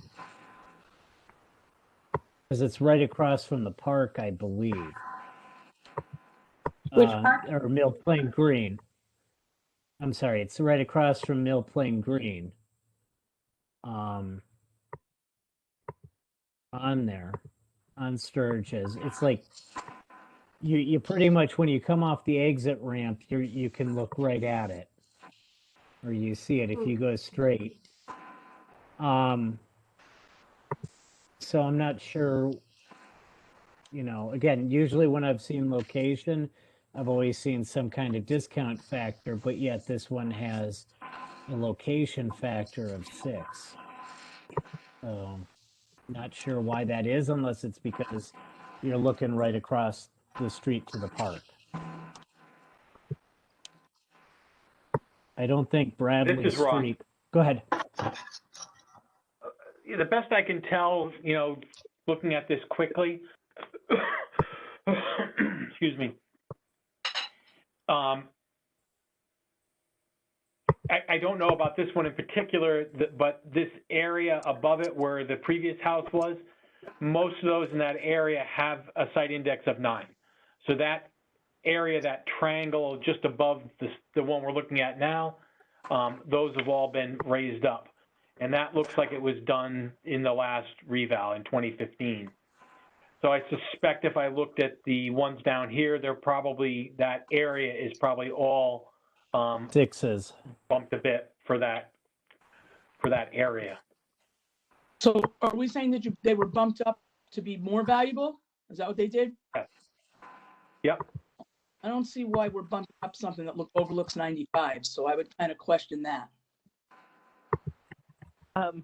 It's kind of like if you have to cross the street and then go down a little bit, it's the house on the left. So it's not exactly at that intersection. I think when you get off, I don't think you really see it from the highway entrance or on ramp. You kind of have to go down that street. Yeah. And, frankly, she didn't really bring that up in her, her presentation. I mean, I will tell you, she said that she came to the $33,000 difference by looking at the difference between her own, the subject property, and the 193 Sturgis, which was sold outside of the base period. It was 1231, but that also has a 25 percent reduction for the shape of it. All right, I mean, it's similar, appears to be similar size and acreage and square footage, but it does have that adjustment on it.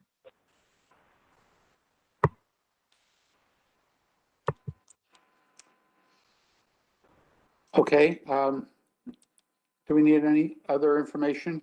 I see we have a photo of the lot and the location of the home. I want to say is that, I don't think what she asked me for $30,000. I don't think that's being unrealistic, considering that she does say in her reason for appeal, rear property has full view of I-95. So they're sworn in when they come in. Therefore, we have no reason to not believe her. Lying, she's lying, but we're supposed to take her. No, I'm not saying she's lying. I mean, to tell you the truth, I just overlooked it. So it was not on my notes. She didn't mention it in my notes, so I must have overlooked that as I was reading. So. This is how, does the front of the house face the triangle?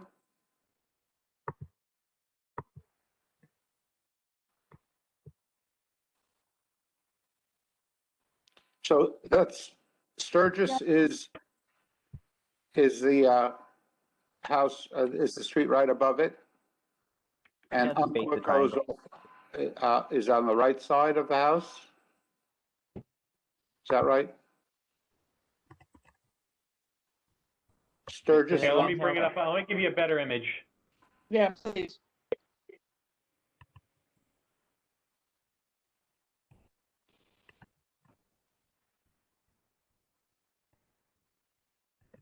Because to me, I think it looks overlooked. It goes straight looking the park, not the triangle. Triangle is more on the right. Okay. The triangle. Oh, I pulled up 193 by mistake. I'm sorry. This is 45. Right. So the address is Sturgis. Which Okay. And Peter, I don't think it was you that was contesting what the appellant was saying. It was me. So sorry about that. Oh, I see what she's saying. Okay, now I can see it. Yeah, her back of her house, it's not the front, it faces Sturgis. The back of the house is 1, 2, 3, 4 houses from 95. Oh, that's Bradley. Okay. And 95 is elevated, so she can see it.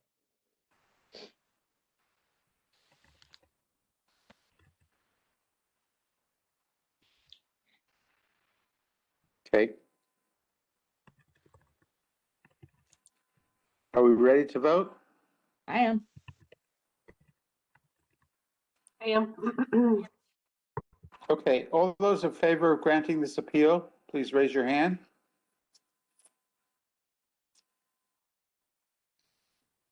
I have 4 in favor. 1, 2, 3, 4 in favor. Opposed? 2 opposed. The motion is carried. The vote is 4-0. Harold and Ronnie opposed.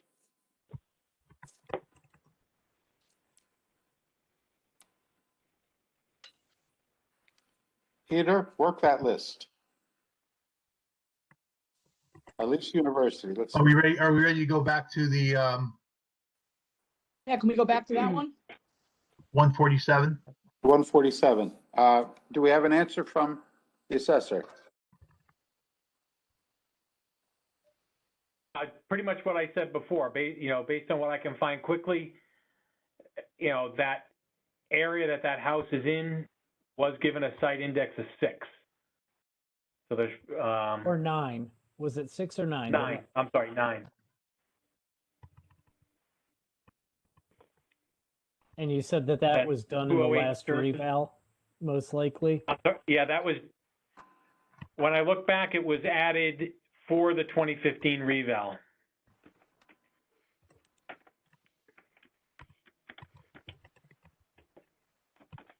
Because that gives it a size adjustment of 1.5. Right.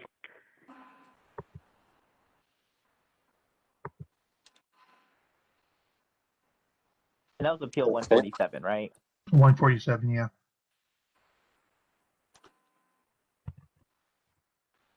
So, are we ready to vote on this one? I mean, I would just like to say I'm not really that comfortable with the requested value, but I would be, open to something if someone wants to make a proposal, an adjustment. I mean, to- even if we did the last appraised value of 770, I mean, it's not much different, right? Yeah, no, right. I would vote in favor of a 770, although, because I don't want to not vote and have him stuck with that high appraisal. Although he has a perfectly realistic appraisal with the comps on the first page being right in his neighborhood with proper adjustments to that 750 number.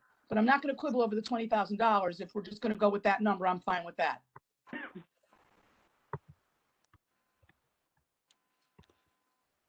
Peter, do you want to make an amended motion? Well, first we probably should pull it off the table, right, and put it back into Yes, play. we can bring it back with a motion to a requested value, and then we can make an amendment. Why don't we do that, Peter? Okay. Yeah, I'm willing to do that. I think the 770 is, I was thinking higher. So. I'd be surprised to go any higher than that, Peter, to be honest. And just because we adjusted the site index from 6 to a 9, and we had it previously appraised at 770. I mean, and the appraisal, I don't see any higher than 770.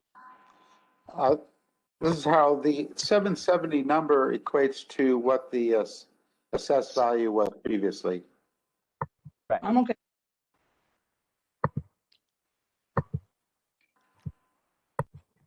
You're saying that was the assessed value of the 770?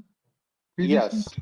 The assessed value divided by 0.7 comes out to exactly 770. The assessed value, Yeah, so it jumped from. Go ahead. The previous assessed value, oh, wait a minute It now. jumped from Which was- 770. the previous 960. assessed value, we're talking about 208 Sturgis Road. Yeah. Previous assessed value was 539. Divide that by 770, 7.7, that gets you 770.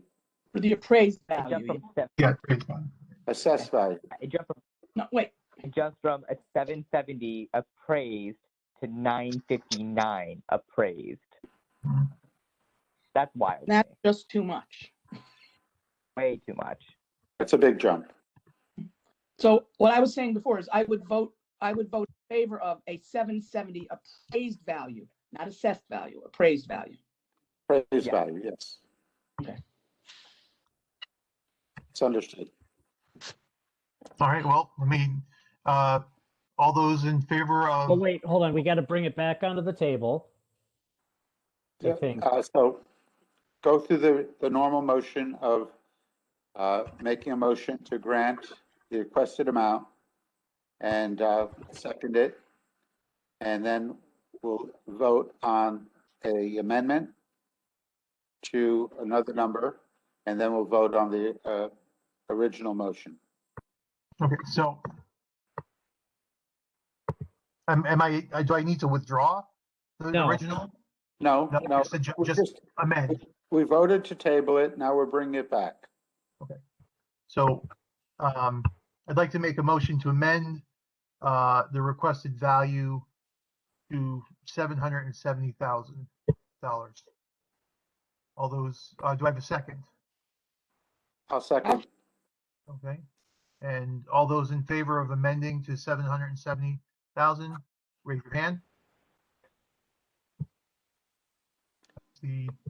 I have, Alexis, how are you voting? I'm voting in favor. All right, there's 4 in favor, opposed?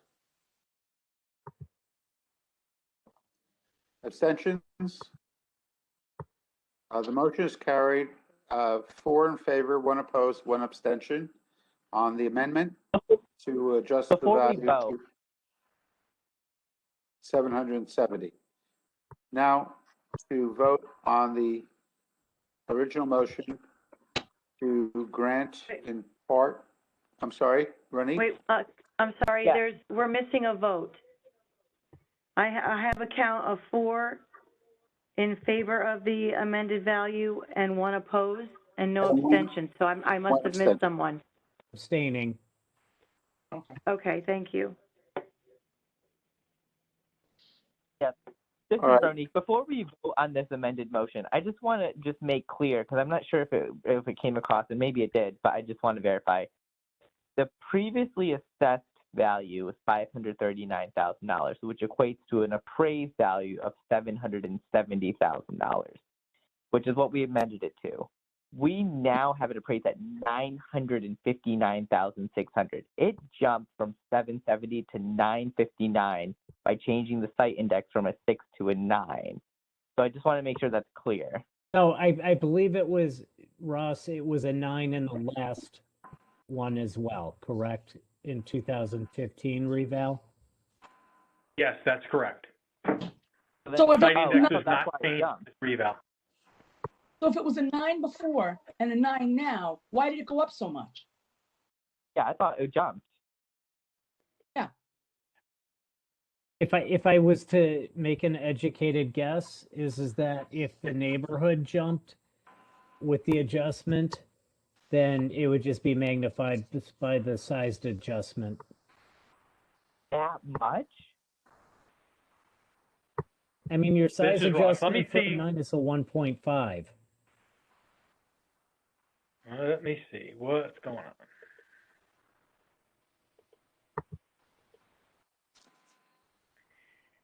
I'm just probably that 0.2 So difference. this made is it Ross. some- The land had an override on it at some point. And then when the override came off, that's what caused it to go up. So it was not, it was inconsistent in the past, and this brought them in line with the neighbors mostly to the north. What was the override for the land for? Was it for a Board of Assessment appeals? I can figure that out. I would assume so. It was changed by the Board of Appeals on Yep. in 2016 and again in 2018. So we are considering changing it again. How'd that happen that they could do 2016 and 2018? That's what I'm trying to figure out as well, because it doesn't look like Couldn't they have been had able to. any permits pulled that would I didn't mean to reevaluate. belabor that, but If you look at the pictures too, it doesn't look like anything's really been updated. and there's a This reason is why Ross. we I don't approved see it. the change in the assessment history either.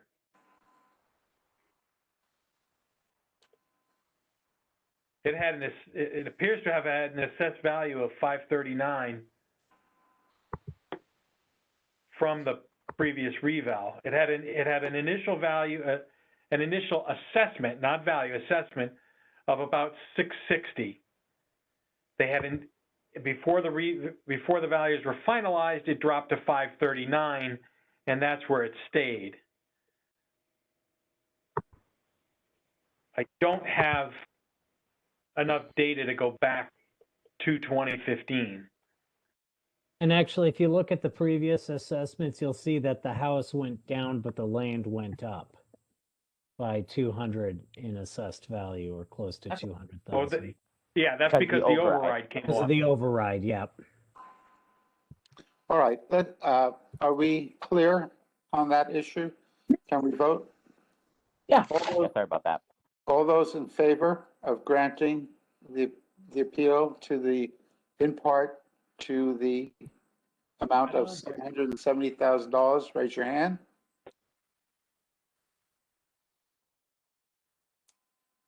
Paulette? Yes, And, okay.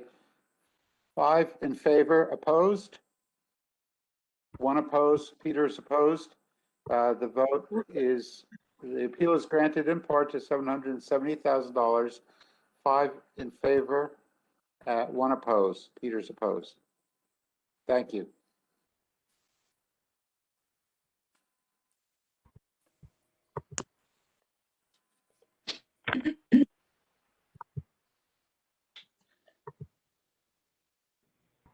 Peter Moore on University.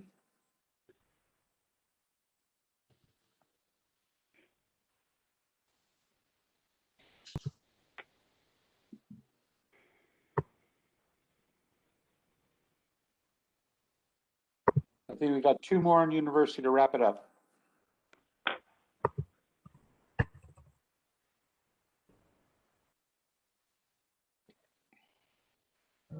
Actually, I think we So just there have must one be more.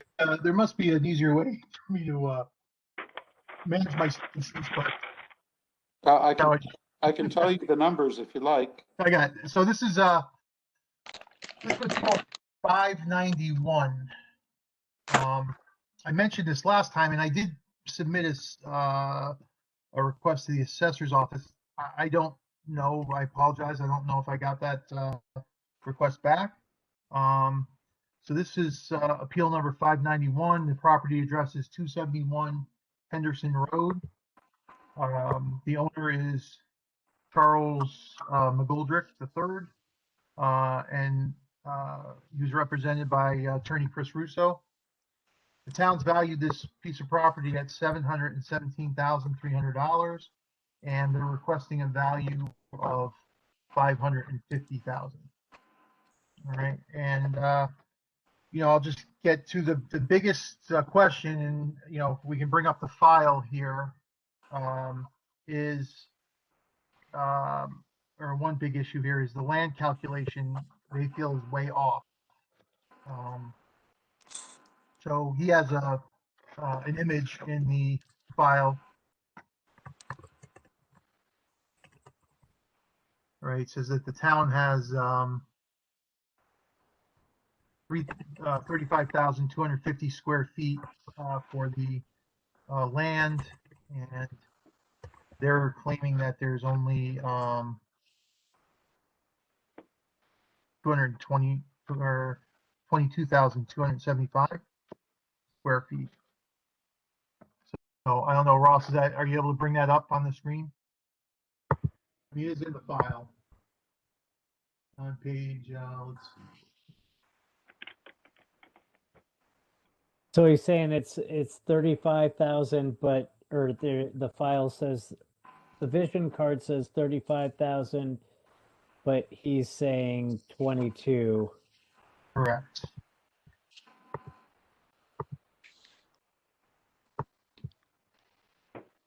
Oh, I see the map that's in the file, 22,275. Yeah, that's on page 8. Thanks. Yeah. Which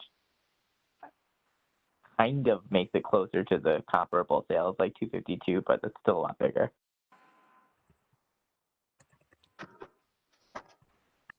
Yeah, this is Ross. We don't change land size based on measuring it off of our GIS. You know, the GIS is meant to be representative of the parcel. Okay. So we always look to a survey or a map. I did look for a map on this. The only one I could find was from 1922, and it did not have a size calculation on it. This is Veronique. So question, if you don't use the GIS, what do you use to find the land? I'm just curious. Surveys. Oh, okay. What kind of surveys? Typically, it's an A2. Oh. So if this man wants to argue his land size, he has to pay for a survey? Is that how it works? That's how you would, yeah, you'd have to get a survey to substantiate the size. Now, it's possible, you know, since 1922 that the waterfront has changed. Well, they built the thruway.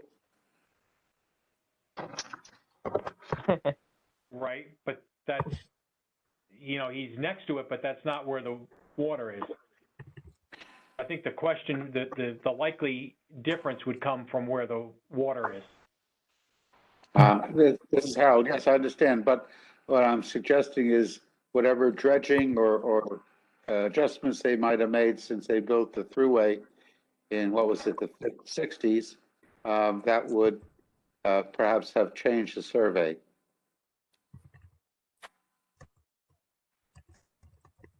Yeah, I don't know. Perhaps. But I think that he should have provided a survey to back up his number. And Peter, if I'm correct, looking at page 7, the comps, we have 2 sales within the period, but overall they're looking at the average square foot of land and living property and coming up with the number that way. Right, right. Yeah, Chris loves doing that. Yeah. All right, let's see The here. land difference. I wonder if, just Veronique, I wonder if the land difference on the GIS map, see the red line that's outlined, I wonder if they included that before. And that's It's why. underwater. Yeah, I That's wonder if why that's I'm saying why. I think the water line might have changed. Right. This is Harold, and I think that the water passes under the highway there. I'm not sure if there's a better angle, but if that's the case, then perhaps they did dredge out that triangle that is outlined in red in the water. Yeah, but that wouldn't, I don't think that triangle would equal 10,000 square feet. So that would be half of what is in blue. Yes, Right. I understand. Yep.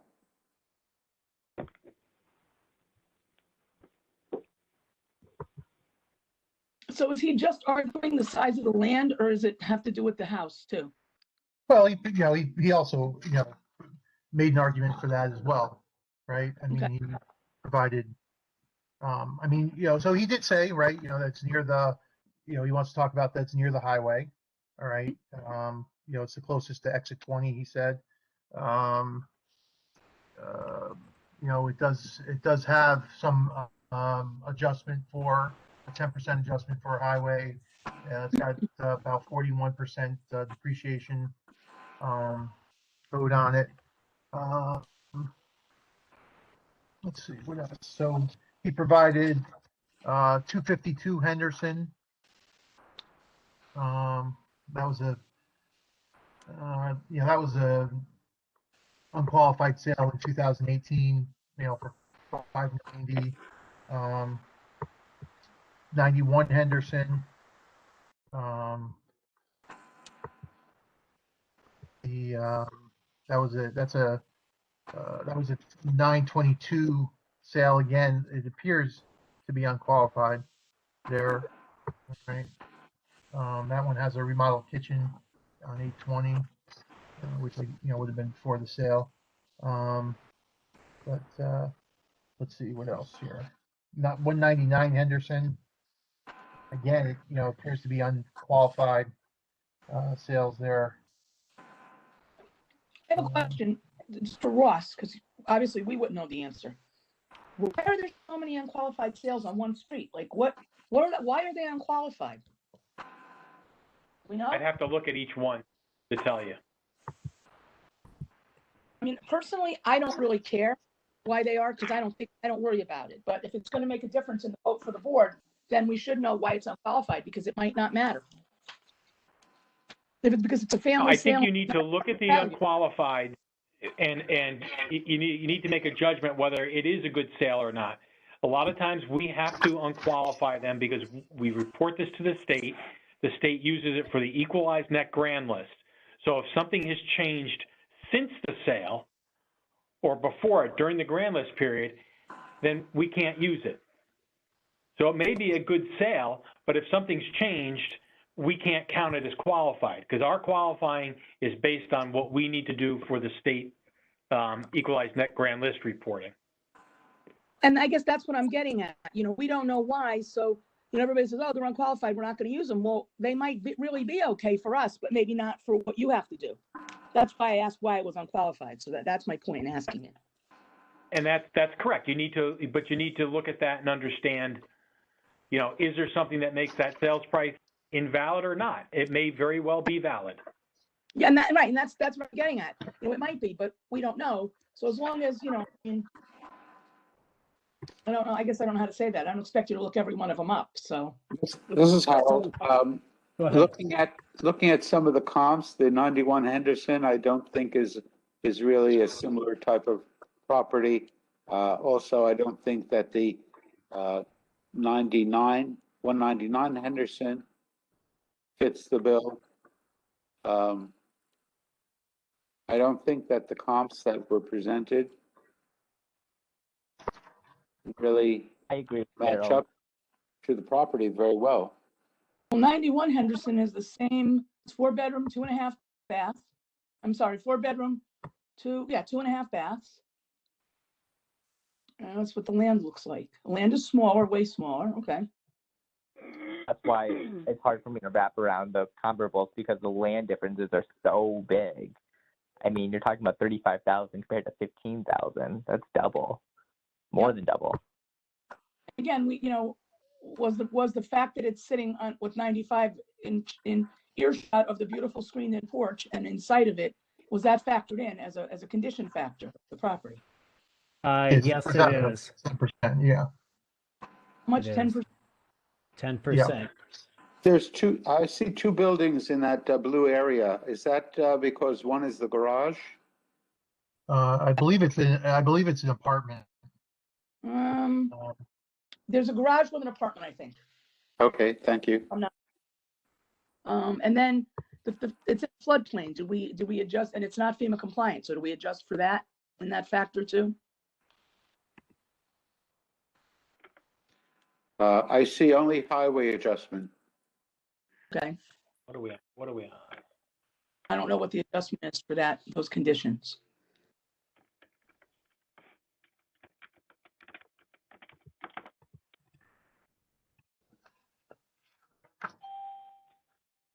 So I don't think that going down to the 550 is the right number for that larger parcel and that quality of the home. Well, it might not be right. I just think that if he's due an adjustment based on not being in a floodplain and not being FEMA compliant with other people and value, then that should be looked at. Maybe 550 isn't the right number. But then remember, that house is used for rental. I don't know if you knew that. And it is not great inside because it's just been a rental property for the last 20 years, I think. So this is not a house that's beautifully updated. Yeah, it's just the land for me that's throwing me off. That's why I don't think it's the right number. I really feel I would feel more comfortable if they came back with a survey on that so that we can make permanent adjustments, and that way we don't have to, have them keep coming back.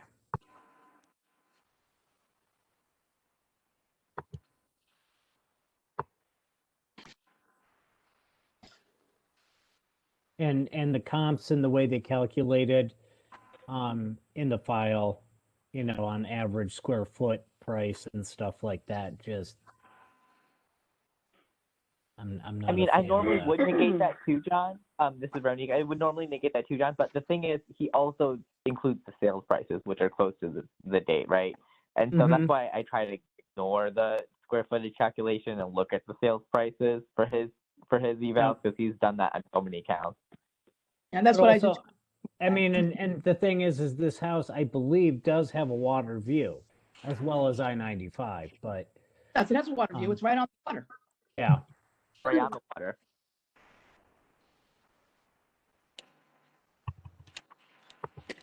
Okay, are we ready to vote? Wait, hold on, Ross is sharing something. So this is the water and this is the AE zone. I think, if I remember correctly, AE is 100-year flood zone. I think so. And this is, and the subject there.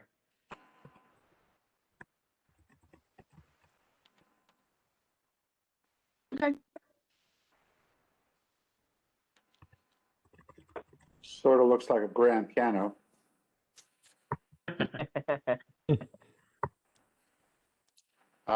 Ready to vote?